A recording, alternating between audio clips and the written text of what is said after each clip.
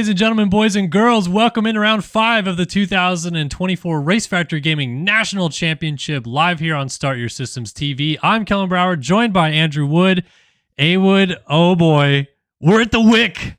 We are at the Wick, man. We made it all the way to Southwick. It's like your home race, basically. It's like your backyard. It is. This is the best race of the year. I missed my 10-year reunion of my overall win here last year, and I was really sad about it, but we're here for year 11. So you know what? I think it's the best track on the circuit. It's the most fun. I've always liked sand tracks, so I'm so excited. It's fun. For those of you that don't know what we're talking about, A-Wood won this national in 2013. 1-3 or 3-1? 1-3, which was even scarier. I got lucky, but yeah, 1-3 in the 450 class on that day. I was probably fumbling around in 14th or something behind you, but you won that day. So really cool to kind of relive that memory. But yeah, we're in Southwick, the sands of Southwick, going to throw a curveball at us tonight for results, hopefully, and give us a good race.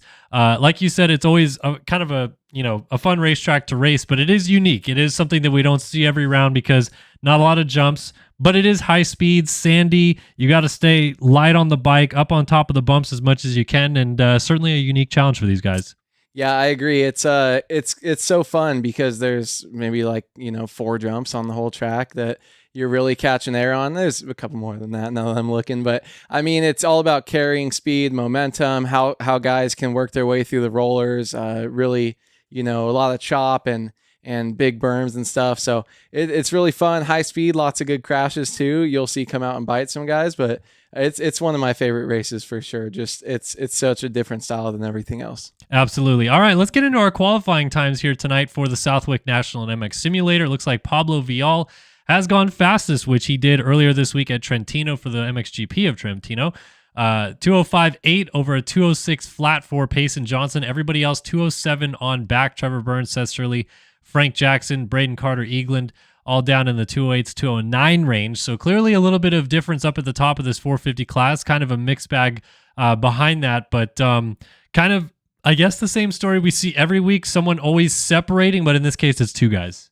Yeah, it is. I mean, that's such a big difference, a big gap between the guys. I do feel like Pablo always kind of comes in with really good qualifying times, and then maybe he's, not that he can't back it up in the race, but I think he's a really good qualifier, and he's just got to put in a little bit more work to be consistent throughout the 35-minute motos that we race every week. So Payson Johnson, though, being 2 seconds ahead pretty much is kind of worrying for the rest of the field. Yeah, Payson definitely someone who could take off and run with this thing, no question about it. Looks like Leclerc, the 5-time champ, down in 13th in qualifying. Tough break for him. As we move over to our 250 class, and Seth Carr starting to try to strangle the 250 class by its neck a little bit, goes fastest again at a 209.6. Someone asked me on Monday night who I thought could win the 250 class this week, and I sneakily said I think Logan Leitzel's got something to say about it at Southwick. 209.7, right on the heels of Seth Carr, and Matherly, last week's winner, or 2 weeks ago at High Point, I should say, a few seconds off, but clearly it seems like it's kind of been these 3 guys that have separated, and in this case, Carr and Leitzel really separating. Yeah, we saw kind of rides from Parlo early on where he looked like he was going to kind of do something. But Carr, Leitzel, and Matherly really have separated themselves. And then Leitzel has, it seems like, maybe fallen off a little bit of these guys last week at least. So it'll be interesting to see if he can kind of come up. He's got a great qualifying time up there with Carr. And if he can just run that pace and kind of put it to these guys, because I feel like he's losing a little bit off in the standings. Holy crap. But it clearly looks like there's a little bit closer action from about 4th on back in this class. 213s, 214s. So certainly will be a lot of fun to see how these guys all shape up here tonight at Southwick. Let's talk about our standings real quick before we jump into the racing. Payson Johnson's running away with this title. It's a 39-point lead over Alexis Leclerc, T-Lang 40 back, and they've got to do something to stop the bleeding. I mean, Payson has been very good, very consistent. Maybe not as dominant as the first round would suggest, but he has had dominant motos, and it just continues to roll in the direction of the 51 machine. Yeah, and I don't even know. I guess I wasn't expecting him to be this consistent, so it's really impressive by him so far. He's got that amazing balls out speed, and then kind of, seemed like he was going to lose it. And man, I mean, to be 40 points up over these guys is it's pretty impressive this early in the season. So these guys got to turn something around quick, or else he's just going to be gone with it. Yeah, let's take a look at our 250 standings real quick before we load into the racing. Seth Carr, as we mentioned, 2 points up on Cade Matherly, who won last time out at High Point. Logan Leitzel in third. And then a gap. We got 42 points back to Tharp, Sullivan, Snyder. They're all hanging tight. They're having some good racing, and obviously it's closer in this 250 class than it is in the 450 class. But we're seeing separation at the top, and this could be a turning point for making it into a 2-rider battle instead of a 3-rider that we're seeing right now. Yeah, Logan's got to bounce back if he wants to stay in this thing, because that 12 points in nationals can just fall away pretty quick. So going to be keeping an eye on him today and seeing what he's able to do. But man, it's awesome to see this series so close between the guys. When the 451 is getting so spread out, having a close championship is always really fun for us.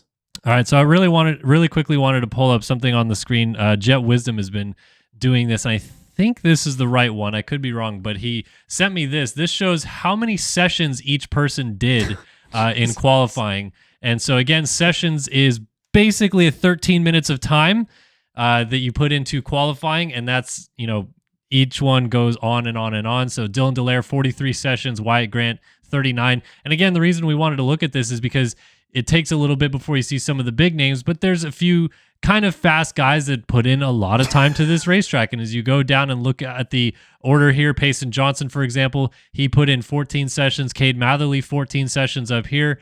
You're kind of getting to see, like Leitzel as well, 12 sessions. You're getting to see how much time some of these guys put into the track, and then we could go way down to the bottom and see some names also down here that maybe didn't put as much time in. Nathan Prynne, for example, only putting in a couple sessions. Alexis Leclerc, 13th in qualifying, only 2 sessions. So it kind of tells the story as to maybe why they weren't as fast in qualifying, right? Yeah, and kind of seeing what their strategy is too. If they're, Leclerc might be practicing in single player, but he's not going to have as much experience with the track getting broken down with all the riders and the road. So it's going to be a little bit different. But yeah, this is always fun to see this will be cool to see if you see like Leclerc, 15th in qualifying one round, and you're like, okay, why is that if they only got one time, one chance to kind of go out the track. But dude, 43 sessions is crazy.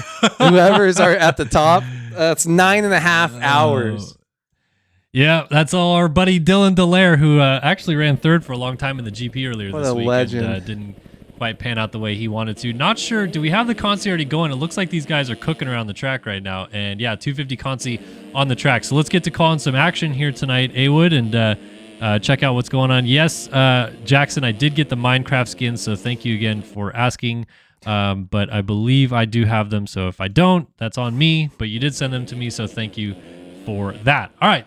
Southwick action. Let's get to it. 250 Consi is on track. If you don't know what the Consi is, or the Consolation Race, it is basically a last chance qualifier. Everybody that did not qualify in the top 36 positions has to go to this and race their way in. Only 4 riders make it from here to make up our 40-man 30-minute plus 2-lap motos. So Cole Betts leading the 250 Consi, Tyler Blowers. We got Jeff Giffen, Harrison Gafford, Hunter Ash, Donald MX, Lucas Arriagada, I think is how you say that.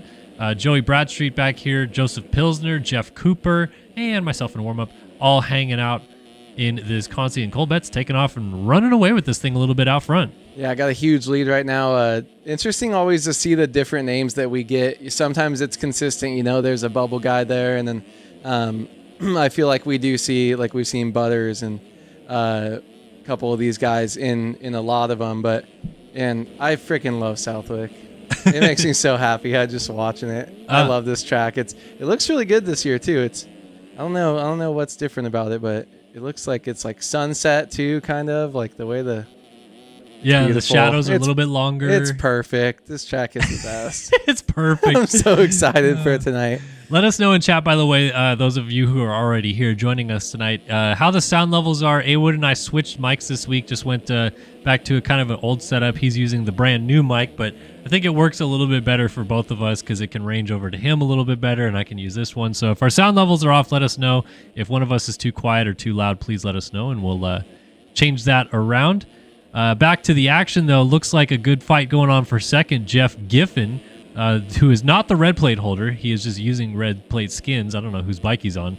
Catching up to Tyler Blowers a little bit. And as we talked about, these guys, they are in transfer spots. They don't really need to go for it. But hey, an extra position is a lot sometimes, especially when you're trying to not be the bubble position and get shoved out of a transfer spot. Yeah, it can just help a lot for confidence if you're one of these guys, just knowing. And it seems like they might be catching Cole Betts a little bit too, which is cool if they can go out and get a win. But just when you're training there, if you're riding in third or fourth and you're like, okay, let me just get one more position to feel good.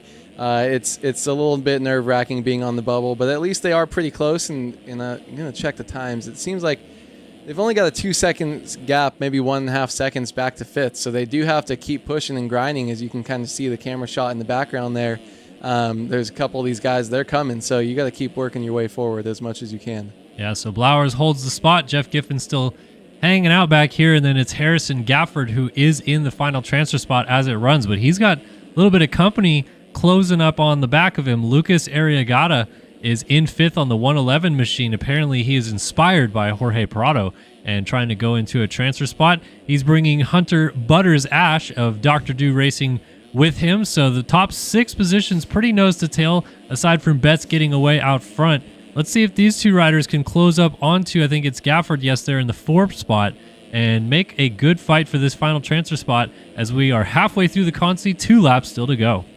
Yeah, these guys it's gotta be help your confidence a little bit when you're this close and you can kind of see it's just a train. Oh, there's a rider down. That is Giffen, excuse me, not Gafford. Giffen going down. And a few riders going by. Bradstreet, one of them, Donald MX and Jeff Cooper also making their way by. So Arriagada is now in the final transfer spot and going to have some pressure from Hunter Ash momentarily, but I think he wants to go up ahead and try to catch Gafford for 3rd now. Yeah, I do feel like we're going to have a little bit closer racing. Whoa! Oh, and Gafford just down on the inside. Weird spot to fall at the top of this hill. Allows that entire group to go by. So that moves Hunter Ash into the final transfer spot. But just as we said that, Bradstreet, all these guys that were in this fight behind seem like they're maybe perhaps closing up onto the back of Hunter Ash. And then we could have another good transfer spot battle brewing before this is done. There's still quite a bit of racing left with a lap and a half to go. Yeah, these guys just working their way up. I mean, when you're that close, when you can see the transfer spot, that doesn't really happen in a lot of races. I mean, sometimes we've seen this year people quitting early because they go down 2 or 3 times and it feels like it's so out of reach. But when you're on the track like this too, that is a little bit more consistent, not as many jumps and not really many places to crash too much unless you're overall sending it or make like a huge mistake. But as far as something with jumps and a little bit more chop, early on this track is pretty rideable. So really going to be interesting to see if these guys keep making it. And look, there's another mistake. Blowing a berm is Cole Betts. He was our leader just a couple laps ago. That's going to put him back to 4th, and now he's on the bubble. But look at these guys all over each other. Arriagada made a mistake right there. And like you said, we lost our leader Cole Betts back to 4th. So your new leader is Blowers right here, side by side for 2nd. Arriagada and Hunter Ash going at it. Ash is going to have to relinquish that position. And don't look now. Here comes the pass on the inside line for Cole Betts coming out of this little gravity cavity section in the back. Jumping over this tabletop at the top of the hill. Let's see if this inside line works for Betts. It does not quite yet, but these 3 riders, 2, 3, 4 on the racetrack, taking up the entirety of your screen right there, continue their fight as the 117 of Jeff Cooper closes the gap in from 5th now, and he is trying to make things interesting here as the white flag waves. We got 1 lap to go. Betts all over Hunter Ash as we go over the finish line jump, and it is on at the Wick. You're so good, Colin. Just sneaking it in there. This sounds like Stewie. Look at Cole Betts, though, putting some pressure on the rear of Butters right now, but he's got to work his way forward because after being in the lead, you do not want to be on the bubble, especially with Jeff Cooper so close to you. 1 lap to go. These guys have got to be stress balls. And look at this. It's getting tight right here, this track.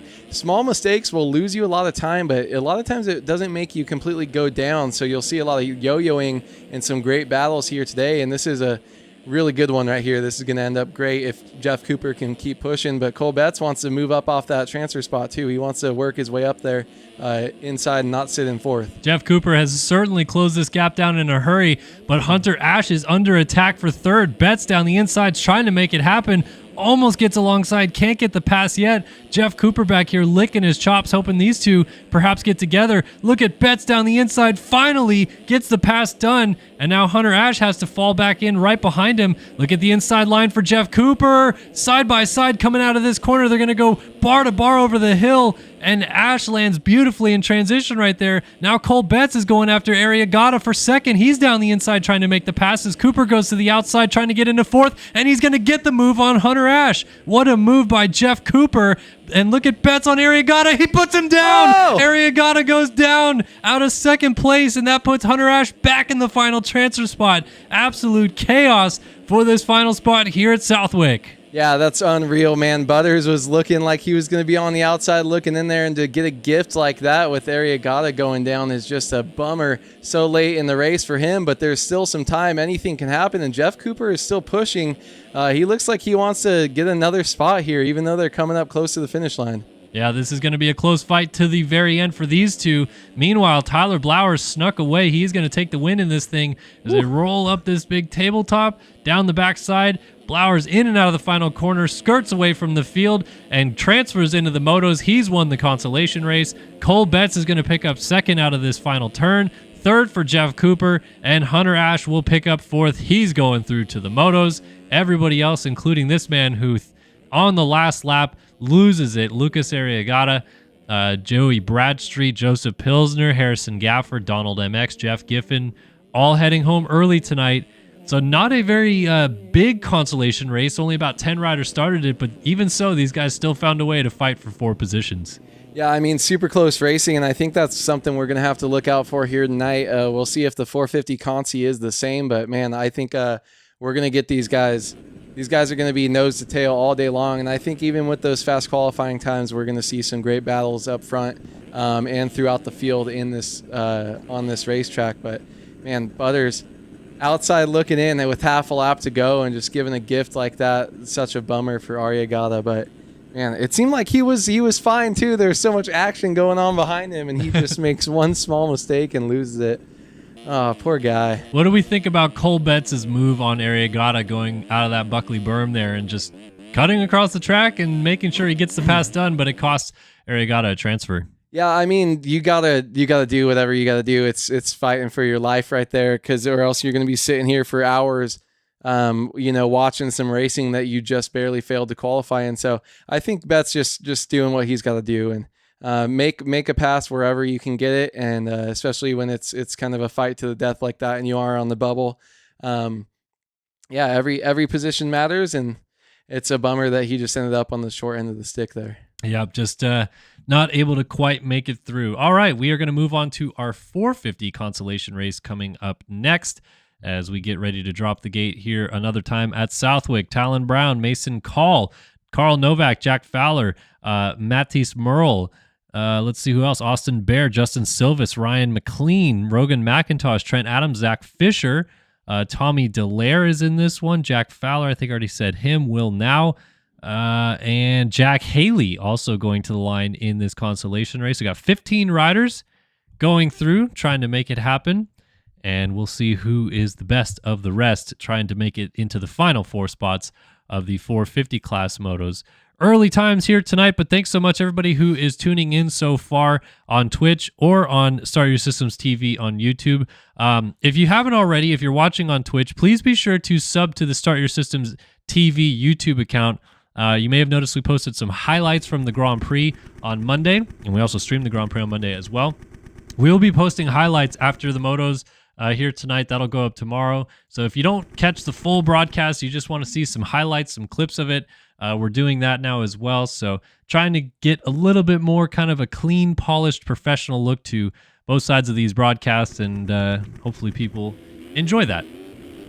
Yeah, I think it's cool to kind of simulcast and be able to be in 2 spots, because some people everybody has their preferred platform. If you pay for like Twitch no ads, or you got YouTube Premium or whatever, right. And you want to come and support and do whatever feels best for you. I like being in both places, and the fact that you can see both the chats going on is cool too, because you can still interact with everyone instead of being kind of left out. But thank you for wherever you're watching, and appreciate it. man, I'm excited to see this 450 class because 15 guys going in. We had that close racing with just 10 guys. This is going to get us a little bit closer, and we'll see what this 450 action is like on this track. Got a past champion in Jack Haley here that's going to be racing as well. So going to be interesting to see what he does. He's pretty good at Southwick. Like, he's a sneaky, only got a couple qualifying sessions, didn't get a good lap, but I think he could end up in a pretty good spot here tonight. Yeah, we uploaded a video at one point in 2019, and I think it was literally called Jack Haley is an Animal, the fastest lap in Southwick history. Oh, yeah, and it was like the last lap Last of the lap, race. 2 seconds faster than qualifying times kind of crap. Yeah, it's unreal. So we'll see what Jack Haley's able to do in this Consi. We are set to go. 15 riders, 4 spots. Who's going to get it? We're off and running at the Wick. Power down. All these guys will put it on the rear fender and try to get that front tire lifted up into turn number 1. Rogan McIntosh leads him through and out. He is going to lead down this first straightaway by the mechanics area. Trent Adams up the inside moves into second. At the top of the hill, Justin Silvis in third. And a swap from Matisse Merle puts him on the ground. A lot of guys going with him. That's a terrible spot to crash. Looks like 4 or 5 different riders went down and separated the field in a hurry.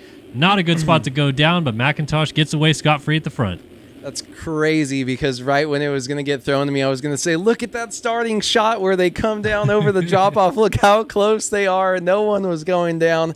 Just like that, half the field is on the ground and dead. But, man, we still at least got a nice tight pack up front here that we get to watch some good battling. And I do think we'll see some of those guys that went down early. Whoa, is that Rogan McIntosh out of the lead going down there? You kind of jump into those ruts there. It's like a hip jump. And especially on the 450s, and I think he might have just blown it and went down early on. Can't be blowing your wad that early in the Consi. You got to stay up front there. Not a good look there for McIntosh throwing it away early on. So back to our lead. We got a side-by-side battle. Dualies! You don't get that at Southwick very often, but Silvis going at it with Trent Adams at the top of the hill right there. Going to make that pass into the race lead. Outside to middle for Trent Adams. Going to work to the inside here, and he'll get the pass back. Trent Adams back in the lead here over Justin Silvis. Then we got Chase Donovan, and now Jack Fowler has made it into the final transfer spot. McIntosh, despite the crash, is already in 5th once again, knocking on the door for opportunity as they swoop through some of these rollers here. Will now, Mason Call right behind him, Talon Brown, Zach Fisher, Carl Novak, Tommy Dallaire, Austin Bear, JT George. Looks like Jack Haley is either out or did not start this. Yeah, he's out. Jack Haley is already done, and Ryan McLean has pulled off the side of the track. So tough break for the former champ in Jack Haley. He's not going to race tonight, but some of these guys will go through to the motos, and we're going to find out here in these next 3 laps. Yeah, I take back everything I said about Jack Haley. He's washed. That's a bummer for him, though. He must have gone down again early on and just been like, I'm over this stuff. It's hard out here in these Consis. If he was in that big crash early on and you're at the back of the pack, you go down, it feels like these races are just too short to make up a certain amount of time here. But look at Trent Adams just cruising out front, looking good. No one really around him at all. It's interesting to watch the 450s ride this track compared to the 250s because the speeds are just so much higher, and you can kind of, I don't know. I feel like he had front end lock for the last 5 seconds there. He's falling constantly, but never went down. But yeah, I mean, they can kind of jump through and use the rollers as little doubles and stuff, and kind of work around the track a little bit differently on the 450s. And it's really fun to watch out here. I like it. Yeah, Trent Adams definitely going to work, trying to make it work on this racetrack right now. He's got Chase Donovan in second now. Mason Call has moved up to third on the 207 Films machine, and now Fowler finds his way into fourth. Behind that, we got a battle going on. Justin Silvis, Rogan McIntosh right there as well. Talon Brown, they're all coming down the hill together, and they're finally on to Jack Fowler. We got a rider that just went down, Mason Call, out of third. So suddenly this fight has turned into the battle for third. Jack Fowler third, Justin Silvis is on the transfer spot. And like you said, A-Wood, doesn't matter. There's only 15 guys in this. They're still finding a way to fight for this fourth spot. And Silvis gets crossed up by Fowler and goes down. Just a passenger right there. And now McIntosh looks like he goes up into third. Fowler back on the bubble again, and here comes Talon Brown. Yeah, that seemed a little personal right there. Just Fowler coming out of the corner, cutting way across left. Almost looked like he might have slowed down. But hey, I mean, if you can take out some of your competition early in a short consolation race, I think you got to do whatever you can to do it. He does lose a position in the process, but he's still up there holding on to a transfer And yeah, I mean, this is going to get tighter again. This is not the last time you're going to see a battle with 4 guys in one corner like we just saw. So I expect this to tighten back up shortly here as everyone kind of gets their flow back. But right now, Talon Brown just pushing on the outside looking in. Yeah, this is going to be a fun fight all the way to the end, and Brown looks like he wants a piece of Jack Fowler for this 4th and final transfer spot, and if they get going at it, not too far back of that is Carl Novak. He's hanging out in the background as well as Brown peeks up the inside of Fowler almost alongside of him, going up and over this big tabletop before the finish line. He's going to tuck right back into this inside. Meanwhile, look at this outside line from Carl Novak. Oh, and Fowler swaps out and goes down. So now Brown goes in the final transfer spot, but Novak has certainly snuck into the picture, and a battle for 4th is still on despite that crash from Jack Fowler. Yeah, and these guys all over the place right now. Novak is trying to do anything he can to use different lines and try to get around cleanly. I think he's going to make the move here in the next in at least this first half a lap. His speed looks like a little bit higher, but he is kind of sending it. He seems like he's a more fan of the outside lines, which are so far out there, and you have to carry so much more speed. They can get scary. One small mistake can have you going down, but I do like the fact that he's at least not following until a spot where you kind of have to, like this, where the inside line is so much more dominant. Yeah, they all kind of funneled into that one line right there as Novak swaps out, coming out of the corner. He's off the track, trying to gently get back on and not take anybody out. Mason Call back into the picture as well, with Austin Bear and Silvis back on his horse going at it. It's still Adams leading from Donovan, McIntosh, and then Brown, who we saw moving to that final transfer spot, is now Bear's going to slide out of 7th.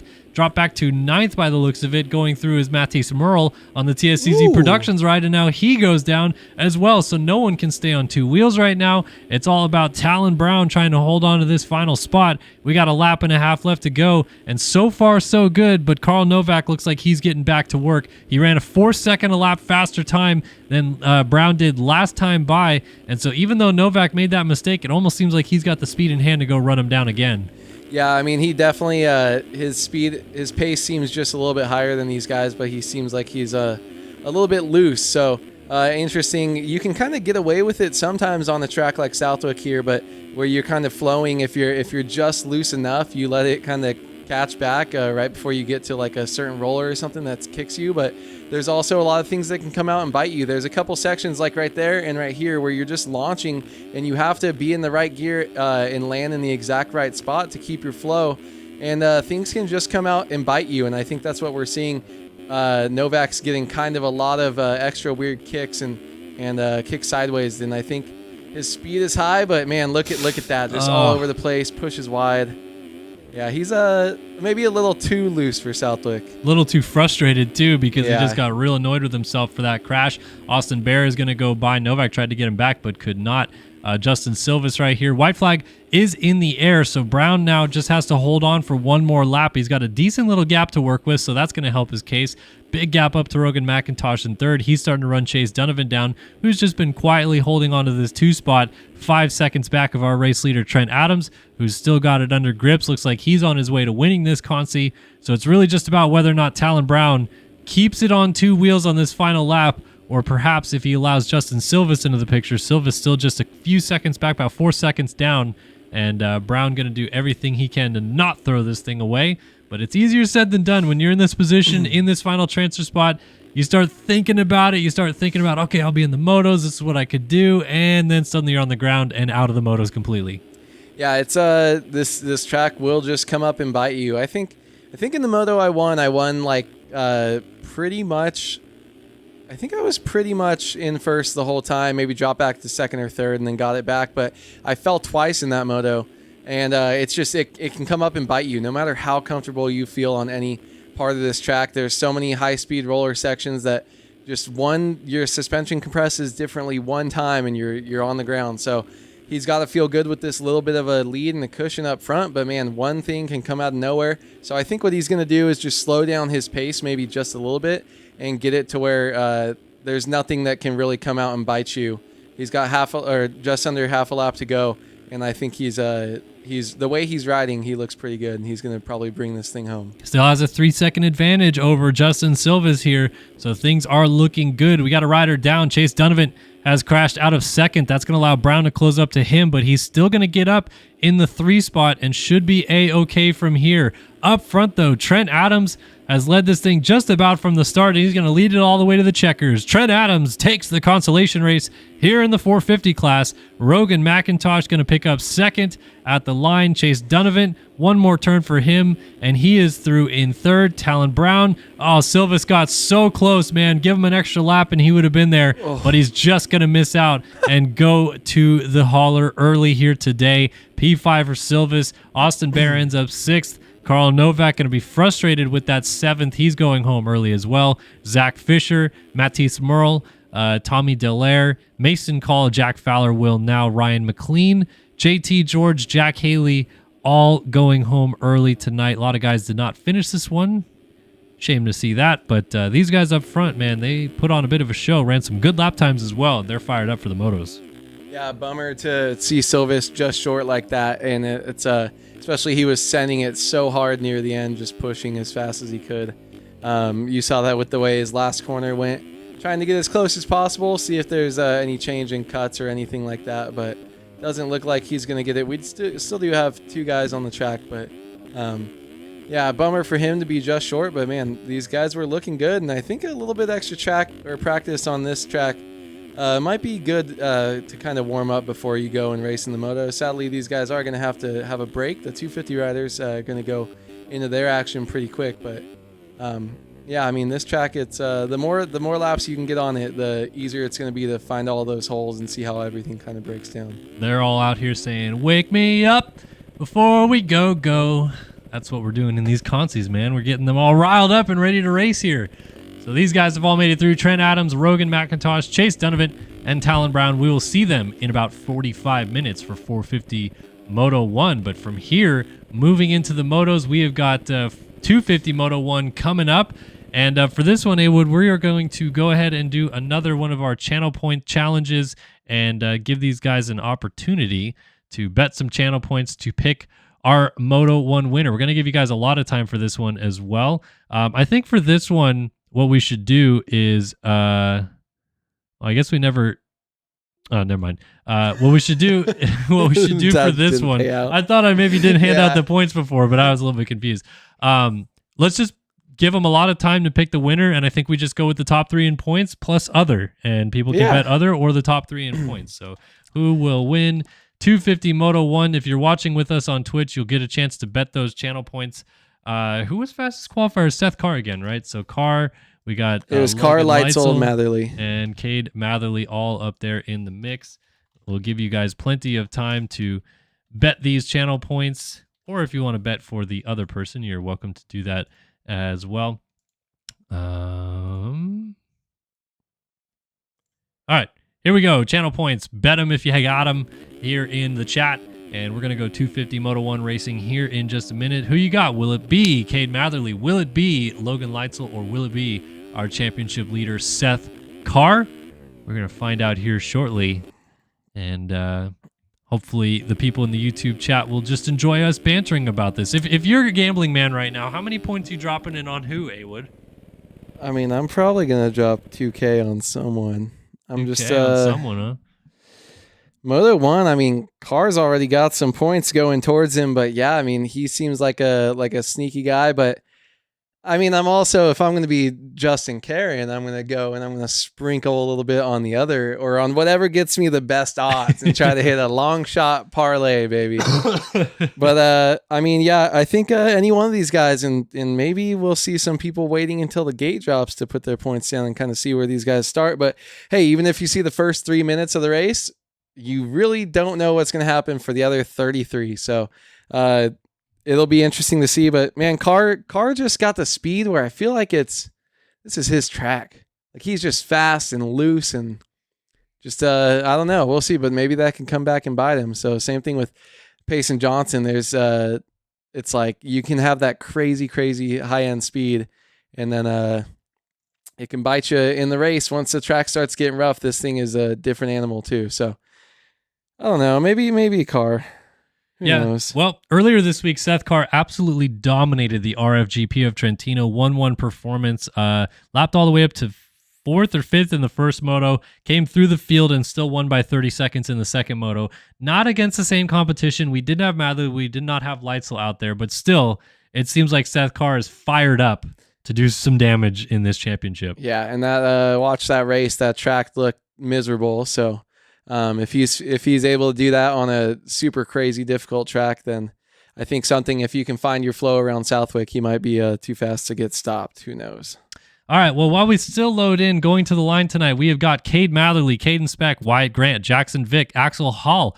We also have Marcondes Feitosa, Dylan Bollinger, Ryan Swanson, Ben Nerona, Evan Holt, Austin Partlow, Seth Carr, Cole Betts, Jack Gatlin, Emmanuel Cepeda, Hayden Stevenson, Carson Bolin, Tyler Show, Cole Betts, Alex Zellner, Logan Leitzel, Jack Mark, Jeremy Siebold, Dylan Delaire, Max Wilczek, Nick Niles, Tyler Blauer, Seth Carr, Braden Tharp, John Heilman, Joey Carter, Alec Horn, Jeff Cooper, Colin Holden, Maverick Snyder, Lucas Bruin, Talon Zollers, Jax Lindsay, and Austin Schaefer. We're missing one rider, not sure who isn't in the server at the moment, but we'll get them dialed in. Those are going to be 39 of the 40 riders going to the gate here in 250 Moto 1. Before we go racing, though, Awood, do you have a Design Lab Co. whole shot pick here in this one? I do, Kellen.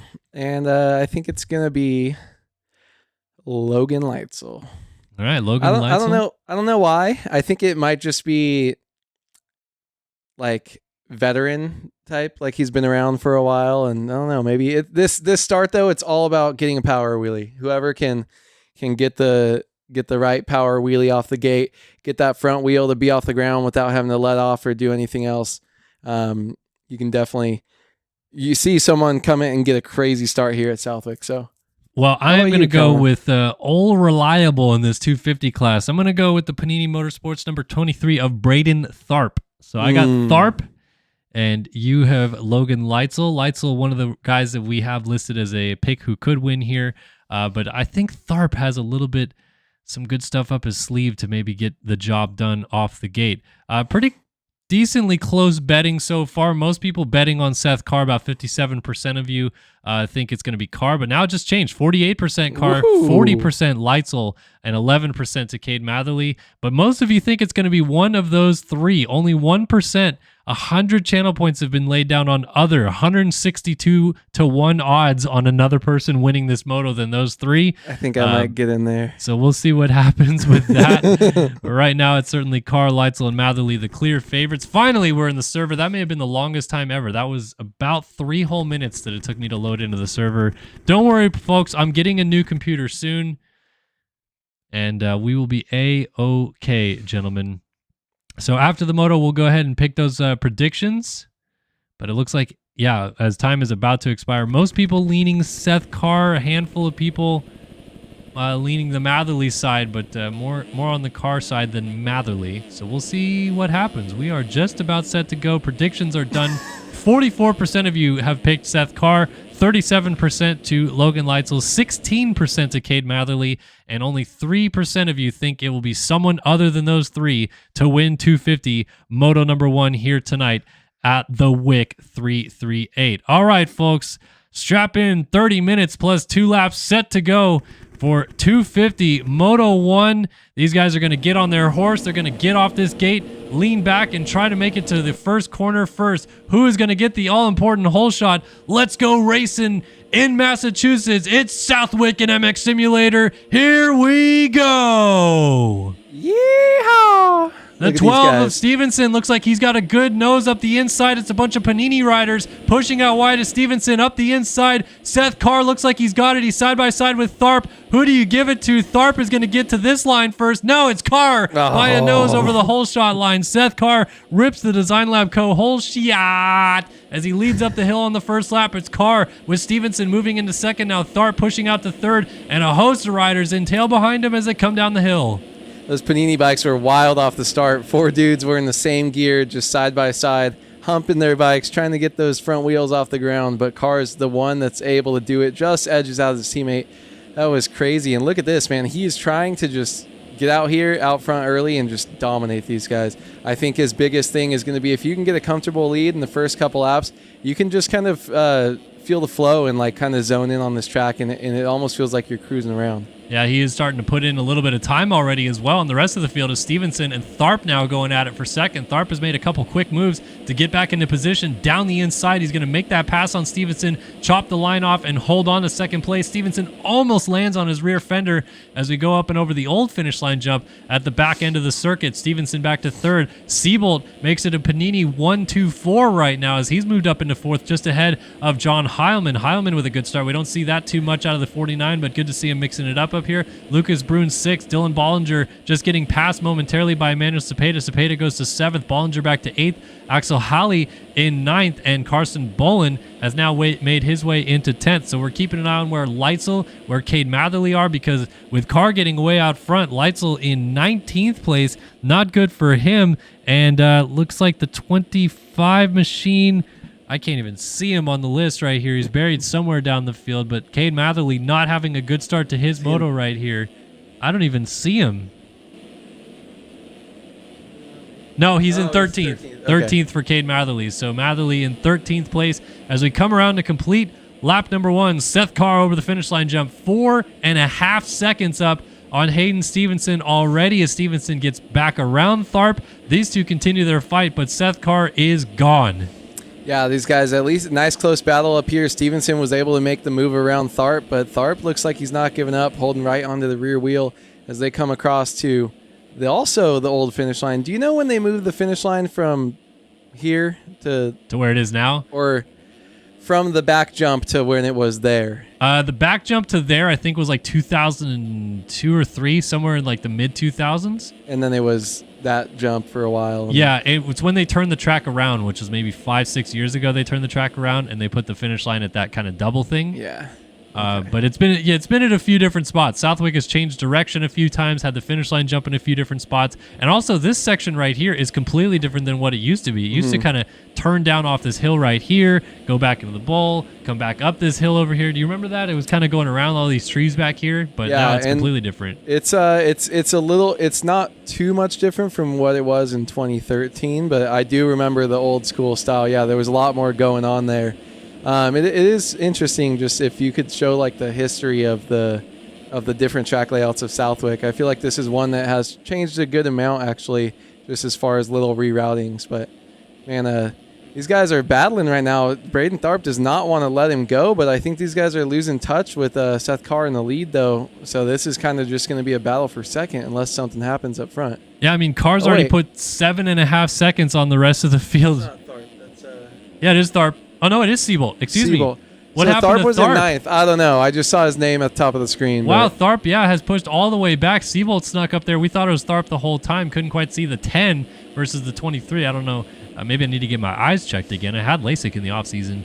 But anyway, these guys have changed positions quite a bit. So now it's Carr, Stevenson, Siebold inside the top 3. John Heilman 4th, Brune 5th, Wyatt Grant 6th. Snyder, who we're watching right here behind Wyatt Grant now, is in 7th.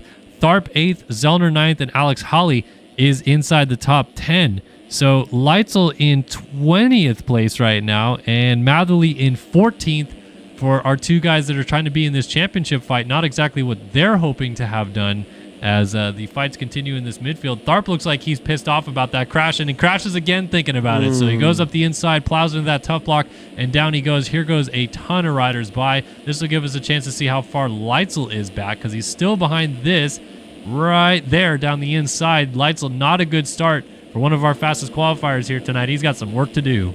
Yeah, making some moves in this one. It's to get past someone. Whoa, look at that. And he actually gets passed back and loses a spot back into 20th place.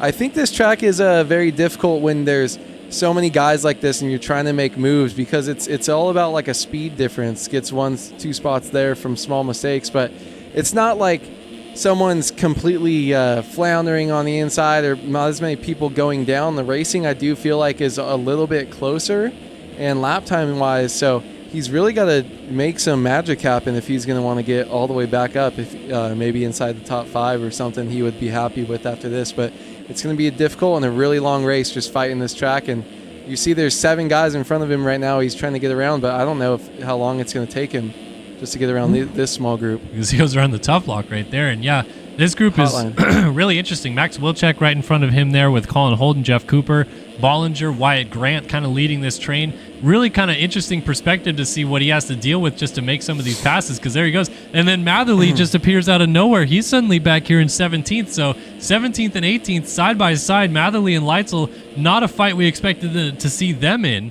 as they're side by side at the top of the hill right here in 17th. But certainly make it interesting for them, because they've got a load of work to do just to even get into some good points-paying positions. They're still just barely hanging on for a few points right now, and if either of them crash, they'd all lose it. Yeah, I think it might be good for them to be next to each other on the track, or be able to see each other and mark each other, knowing, okay, this is the guy that's going to run a pace that I can run. As Leitzel has been making moves right here, got around a lot of guys, but still, you see he's not just kind of pulling away. He's getting passed back. Look at that move up the inside, 3 wide, Matherly up the inside. It's crazy. It's not like a normal time where you see them make a pass and they're gone. It's these guys have stuff to give them, and they're not just going to roll over. Oh, Leitzel and Matherly almost came together right there. And look at Jeff Cooper sneaking up the inside, trying to make a pass. Kind of stuffed it in the corner. These guys all ripped the outside, and Cooper's going to lose a spot to Colin Holden as well. But look at how close all those guys were, and no one crashed, I don't think, at least, from contact. I mean, there was a slide out sort of from Jeff Cooper, but those guys, they ran basically 3 wide for 2 or 3 corners, and everyone made it through okay, which is really cool to see how this racetrack is coming together so far. Yeah, that's the thing. I feel like when we're seeing passes, it's because it's a weird kick, is able to hold on to that thing. Matherly's still unable to make the pass. Look at that after a huge mistake. These guys, every line is just so close. There's so many options that if the guy in front of you goes inside, you could just take the middle. The guy behind you will go to the outside, and you're actually all going to be right around the same spot. So it's just inside is a little shorter, but you're going slower through the bumps, and outside you can hold it wide, and it's going to be a little bit smoother there, as Leitzel almost makes a mistake, but look, like nothing big is changing. Matherly up the inside. They're trying to pass Alex Zellner here, I believe, on the 59, and that moves Leitzel and Matherly into 12th and 13th respectively. So just watching them here for basically the whole of a single lap, they've gained about 5-6 positions together, like you said, Awood, kind of working together without really trying to, as Leitzel jumps off the track trying to avoid some downed riders. He's going to lose. He gained 2 spots, lost 3, and he's right back into the mix of this chaotic battle, as Matherly's now in the top 10, and then Leitzel just has to deal with all this all over again. Yeah, I mean, look at how many guys there are. Look at Logan's trying to use all the edges of the track to stay away. I mean, he's in the middle of 8 guys right now and hating every second of it. But, man, he's slowly picking him off. You just can't make that small mistake. He needs to get out of this pack and get away and just keep it on 2 wheels for just a little bit longer, because slipping back into the clutches of that battle is, I think, not good for just your mental health, your speed, everything like that. I think you're going to start to see these guys' lap times drop as they try to move forward now with a little bit less work to do to get around these guys. But, man, there's still a lot of guys to work through. I mean, Matherly is going to work. He caught Leitzel, got around him with that mistake that Leitzel just made, and now Matherly has gone from 17th to 8th in the matter of about a lap and a half, just going through these guys, and now Leitzel's back on him again. Look at Leitzel inside. Didn't even think that line was possible, and he passes Matherly back kind of out of nowhere. Let's see how lines work through this corner. Matherly's trying to jump that inside, doesn't work, and Leitzel now moves his way up into 8th position. They're all over Alec Horn just up the road of them, trying to battle their way forward, and then Maverick Snyder behind them battling outside of the top 10. This fighting for both of these guys is magnificent as they fight through the field, and Lucas Bruin just yard sailed over the back of the old finish line jump. He's going to lose several positions because all that group that we just watched right there, they're going to go by, and now he is going to get on, looks like behind Zellner, I think, or no, behind Lucas Bruin. I don't know. He lost a few positions, did Lucas Bruin. Yeah, Matherly, and then Leitzel. Alec Horn now goes down, so that's a couple more positions for Leitzel and Matherly. They're now 6th and 7th. Look at how many positions they've gained. That's crazy. Just from watching them go through the field right here. And, yeah, this is really good stuff. Axel Halley has moved all the way up into the top 5. And as I say that, he almost saved it, but he went down. So these guys are going to move into 5th and 6th. There's Leitzel going to 5th. Matherly into 6th now. They continue to make progress through the field, but now they've got a big gap to this group right here. John Heilman 4th. Jeremy Siebold is still in 3rd. But here's the key thing, folks. Stevenson right here in 2nd is 24 4 seconds behind our race leader, Seth Carr, who has repeated fastest lap of the race 3 laps in a row, 2:10.9. Look at the pit board in the bottom left-hand corner of your screen. 2:10.9, 2:20, 2:23, 2:17, 2:16, 2:16, 2:25, 2:19, 2:27, 2:20. No one's even in the same 6 seconds of this guy right now. We got to go on board with him, I feel like, for a lap to watch this, because I mean, this is just something that no one else is doing. It's not a second or two, and that's normally a big gap to be a second or two faster than the guys around you. He's literally 6 to 10 seconds faster than these guys every lap, and he's just sending it flowing. You'll see he's going to be landing in all of these pockets and just flowing around the track, and that's what you got to do on the sand track. Whoever can figure out and piece together the bumps and jumps and everything, staying high on the ruts so that you're staying out of the braking bumps and acceleration bumps that are deep inside of him. Woo, almost through the front door. Even he makes mistakes, but man, he is just flowing right now, and he looks on one. And remember, the qualifying times for these guys was 2:08.8, I believe, and 2:09 flat. So he's not even that far off of what they were doing in qualifying. Just in the motos here, which is, as you know, Awood, it's always tough to do that. You sometimes can get in a flow and get close to quality times in a moto, and he's doing that right now. But when you're in a race situation, you're thinking about not crashing, just making sure you hit your marks and not Hail Marying a lap. It's so tough to get anywhere near what you were able to do in qualifying, and he's doing it kind of at will, lap after lap right now, staying within the same second or two of what he was putting down in quali. Yeah, it's definitely impressive, and sometimes you'll see, we might even see this track, this is a track that can definitely get faster as the race goes on. Some of these ruts that he's riding along will get slowly built up just a little bit bigger and create a little bit more of a wall. So instead of being in second gear around the corner, you're third wide or something, and you can cut down some time. So be interesting to see. This is our first long race on the track. We're just over 12 and a half minutes into this race. So we'll see if it gets rougher and slows the guys down, or if it gets broken in and creates a little bit of a line that can hold you in a little bit more. Ooh, small mistake right there, clipping 2 bales in a row on the outside there. 3 if we count that one.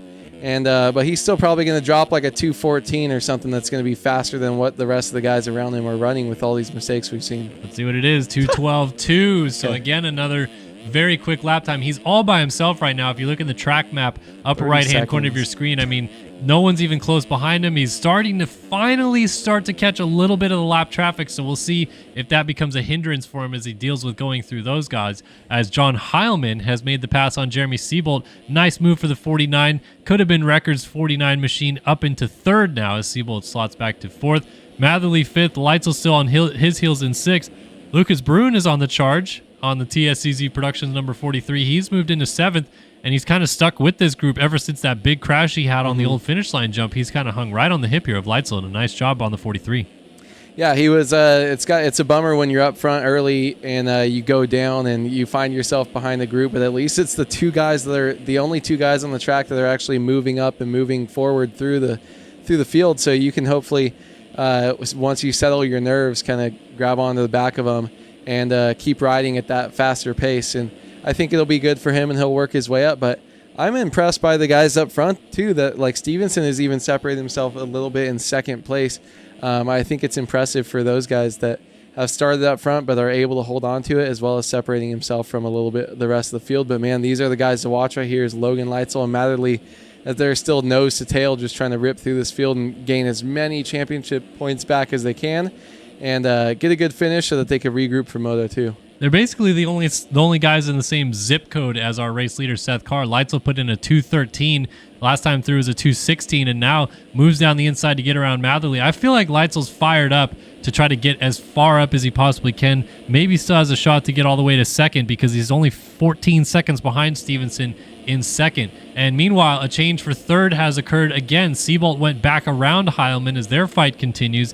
They are about 7 seconds behind Stevenson in the second position, and it doesn't seem like this battle is going to relent either. So while they're not necessarily running that ridiculous pace that Carr's putting together out front, both these guys are having good motos, and Heilman wants to get him back, not able to get it there, but right on his heels trying to make something happen.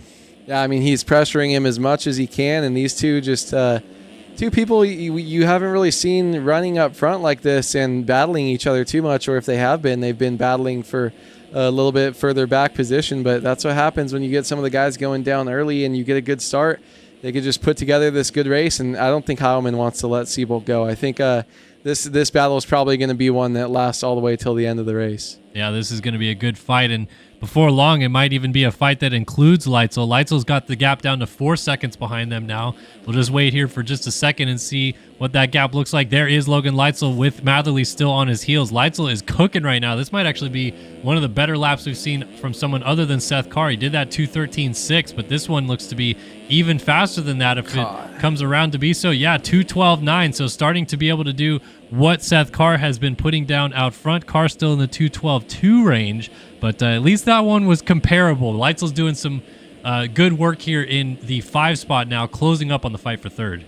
Yeah, Seth Carr is normally the one that has the kind of loose and wild style, and Logan Leitzel seems a little bit more reserved normally. But right now, he looks like he's the one sending it to try to ride that pace, and Seth Carr looks a lot more reserved and comfortable when we've been watching him. So I think Logan Leitzel is pushing right now. But man, I mean the lap times, yeah, he finally got one close, but just one lap that you finally got within a second is a little bit worrying for me. I just feel like Seth Carr has a speed that these other two guys that are battling with him in the championship, they can't really reach that same elite speed, I think. But Carr's definitely going to try, and he's going to make his way forward and keep moving through every lapper and every position that he sees. He's going to try to keep working his way up. Yeah, I mean, Leitzel just made quick work of John Heilman. That was rather quickly to get into fourth, and then he's going to see Seabolt up ahead of him. Now, Seabolt is Seth Carr's teammate. I don't think we're going to see really any like sort of championship drama happen early in the season. But he's going down. Is he? Oh, he is. He scrubbed too hard or awkwardly on that tabletop just as we switched away from him. So all that work that he did to catch that group kind of becomes for naught as he slips back behind Matherly. Now Matherly's going to get Heilman because Heilman just high-centered on a rut. So Matherly, he moves himself up into the 4 position. Seabolt just up the road from that. Stevenson still just quietly hanging out in second. But again, these guys are 42 seconds off the race leader, Seth Carr, 43 now. It is, I mean, how much time is Seth Carr going to put on these guys? He won the RFGP at Trentino first moto this week by 1 minute and 12 seconds. Are we going to see that at a national out of him against even stiffer competition? Maybe so. It's looking ridiculous. Yeah, I mean, not to put anything bad against Stevenson, but it's not like you have the guys that have been kind of battling with you for the championship right there up in second on your tail. Stevenson's been riding great. Obviously, he separated himself from the rest of the field, but I mean, if he's already at 43 seconds, we've got pretty much half the race to go. We're at 18 minutes here. Once you add on that extra time from the extra 2 laps, man, he's going to be gone. And if he just stays consistent, I think this is one of those rides that's going to kind of break the back of the competitors that are racing you and think they're battling for with you in the championship. If you can go down and drop it on them like this, that's impressive. Yeah, and Stevenson, I mean, full credit to Stevenson. You're talking about what Seth Carr's doing, but Stevenson, if Seth Carr didn't exist, would actually have a decent little lead in this race right now over some good competition. Matherly's moved up to third. Seabolt, Heilman, Leitzel, like these are no slouches, and we know Stevenson isn't a slouch either, but he's having a damn good moto. He's just being completely outclassed by Seth Carr. All the credit to Stevenson for doing the work. Look at Carr, though, man, just laying into these corners, ripping the ruts like it's nobody's business. He's starting to run into a little bit more of kind of the back of the pack. He's already lapped, looks like 36. Tyler Show is already a lap down. But if you look at the track map, he's going to basically start hitting a line of them from here on out. So the speed that he's been carrying, kind of riding all by himself, might go back away as he has to weave through some of this back of the pack stuff. Yeah, there is a lot of lappers coming up in the next couple corners. Maybe within the next 5 or 10 seconds ahead of him. So he's going to have some issues and probably slow down that pace a little bit. But he did go from a 2:14 then back to a 2:11.9. So this track not slowing down too much, just 1 second off of his best lap, that last lap around. And I think he'll be fast enough compared to these guys to actually be able to get by pretty cleanly. My worry is going to be if he's jumping into the back of them or they are going way too slow in a rut and he catches up to him sooner than he thinks he's going to be able to. That could cause problems for him. Oh, look at that. Look at a ton of riders down right there. Freaking touching tips right there in the corner. But that's the thing, right, is like he's going to have more moments like that that will hinder his ability to just put these ridiculous lap times down. It's got a 54-second lead. I mean, it doesn't matter, but still, just to say that he's not going to be able to do what he has been doing is a little bit part of the situation. All right, so Seabolt did get back around Matherly. He is in third now. Stevenson, Seabolt, Leitzel, Matherly. Heilman has drifted all the way back to seventh, but this is your fight for third place now. There's Leitzel on the Yamaha closing in on Seabolt on the Fantic on that white machine just up ahead on the number 10. So this is our fight for third. A couple former champions of this series going at it. And who's going to get the better of who? Leitzel squares off the corner to pull up alongside. Not able to get there yet, but close and looking for the opportunity wherever it presents itself. Yeah, this has got to be this is kind of coming out of nowhere for Seabolt, right? I feel like he hasn't really shown consistent speed and riding abilities. Whoa, Leitzel way outside line there for Leitzel, I should say. A little bit too far outside line right there, but so Leitzel's going to lose some time there, but I feel like this is something we haven't seen from Seabolt yet this year. Maybe he's just a sand guy, though. Some people just like sand tracks, so we might see him do good here and at Millville. That's kind of how I was. I really like sand tracks, and it's just a riding ability. The way that your style is doesn't work on certain things, but can do pretty good once you just need to kind of carry the flow. So great ride by him, but man, Logan Leitzel. It's really impressive to me that Logan and Cade have caught up as much as they have from back where they were outside the points early on. Yeah, I mean, we figured they'd get through the field, but we're still only 22 minutes in, and they're knocking on the door of third place with Seabolt. And second place, Stevenson has kind of fallen back into this picture. I don't know if it was a crash or what have you, but he's only about 4 seconds ahead of this man right here, Jeremy Seabolt. So the fight is kind of on for what really is second place. And this could turn into a great battle for basically the top four, or the four riders here in this little mix-up right here, because Matherly's only about 4 seconds behind Leitzel. As the battle for third continues, this could be a battle for second before long.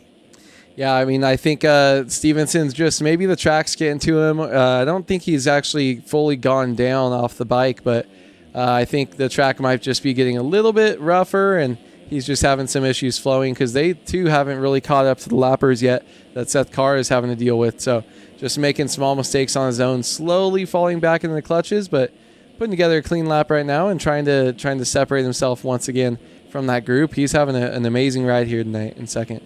Yeah, he's just trying to hold on at this point because we got only a little bit of time left, 7 minutes on the clock. That fight for third is fully on again. Leitzel putting the heat on Seabolt, and this is pretty much what it looked like last time by. And now Leitzel's trying to do the same move again, square off through this corner, pull up alongside, and this time he will launch to the bottom of the gully and make that pass into third place. Nice move by Leitzel on the 3, and now he is going to put his sights up the road onto Hayden Stevenson. With this, the way it's been going through this moto, Seth Carr is obviously going to extend his championship lead as Cade Matherly still sits in 5th place. He is losing, I believe, 8 points it is, or maybe 9 points, I think, to our race leader, Seth Carr. So it's going to go from a 2-point deficit to an 11-point deficit. But Leitzel, who is 12 points down, only losing 5 points right now, so he'll be 17 back. Certainly Seth Carr is doing some damage by winning this moto and winning it by a lot. But if Leitzel can get up into second, Matherly could maybe get into third, they will at least make it so that it's not that much of a points change overall. Yeah, and this was our close championship that we were watching. The 451 Payson Johnson is extending such a huge lead to the rest of the field, but this is the one that we expected to be close and stay close. And whoa, Leitzel goes down, jumping into that inside rut. Looks like he blew the inside rut. Might have got a weird kick, unable to brake, lands kind of in between it, goes over the bars, goes down. So that's going to slow down his push forward that he was having, and he's going to lose a couple positions, relinquishing the spot back to Jeremy Seabolt and letting Cade Matherly get by, but able to still hold on to a top 5 with a pretty good lead over 6th with Wilczek. But that's a lot of points, though. These guys are close, and Seth Carr just absolutely dominating them. I think they need to worry about getting a podium finish in each moto, which he just had, and minimizing the points loss and trying to get back to Seth Carr at the next round, because I think Carr has this one just on lock the way he's riding. Yeah, Carr is, well, he just had a crash by the looks of it because he was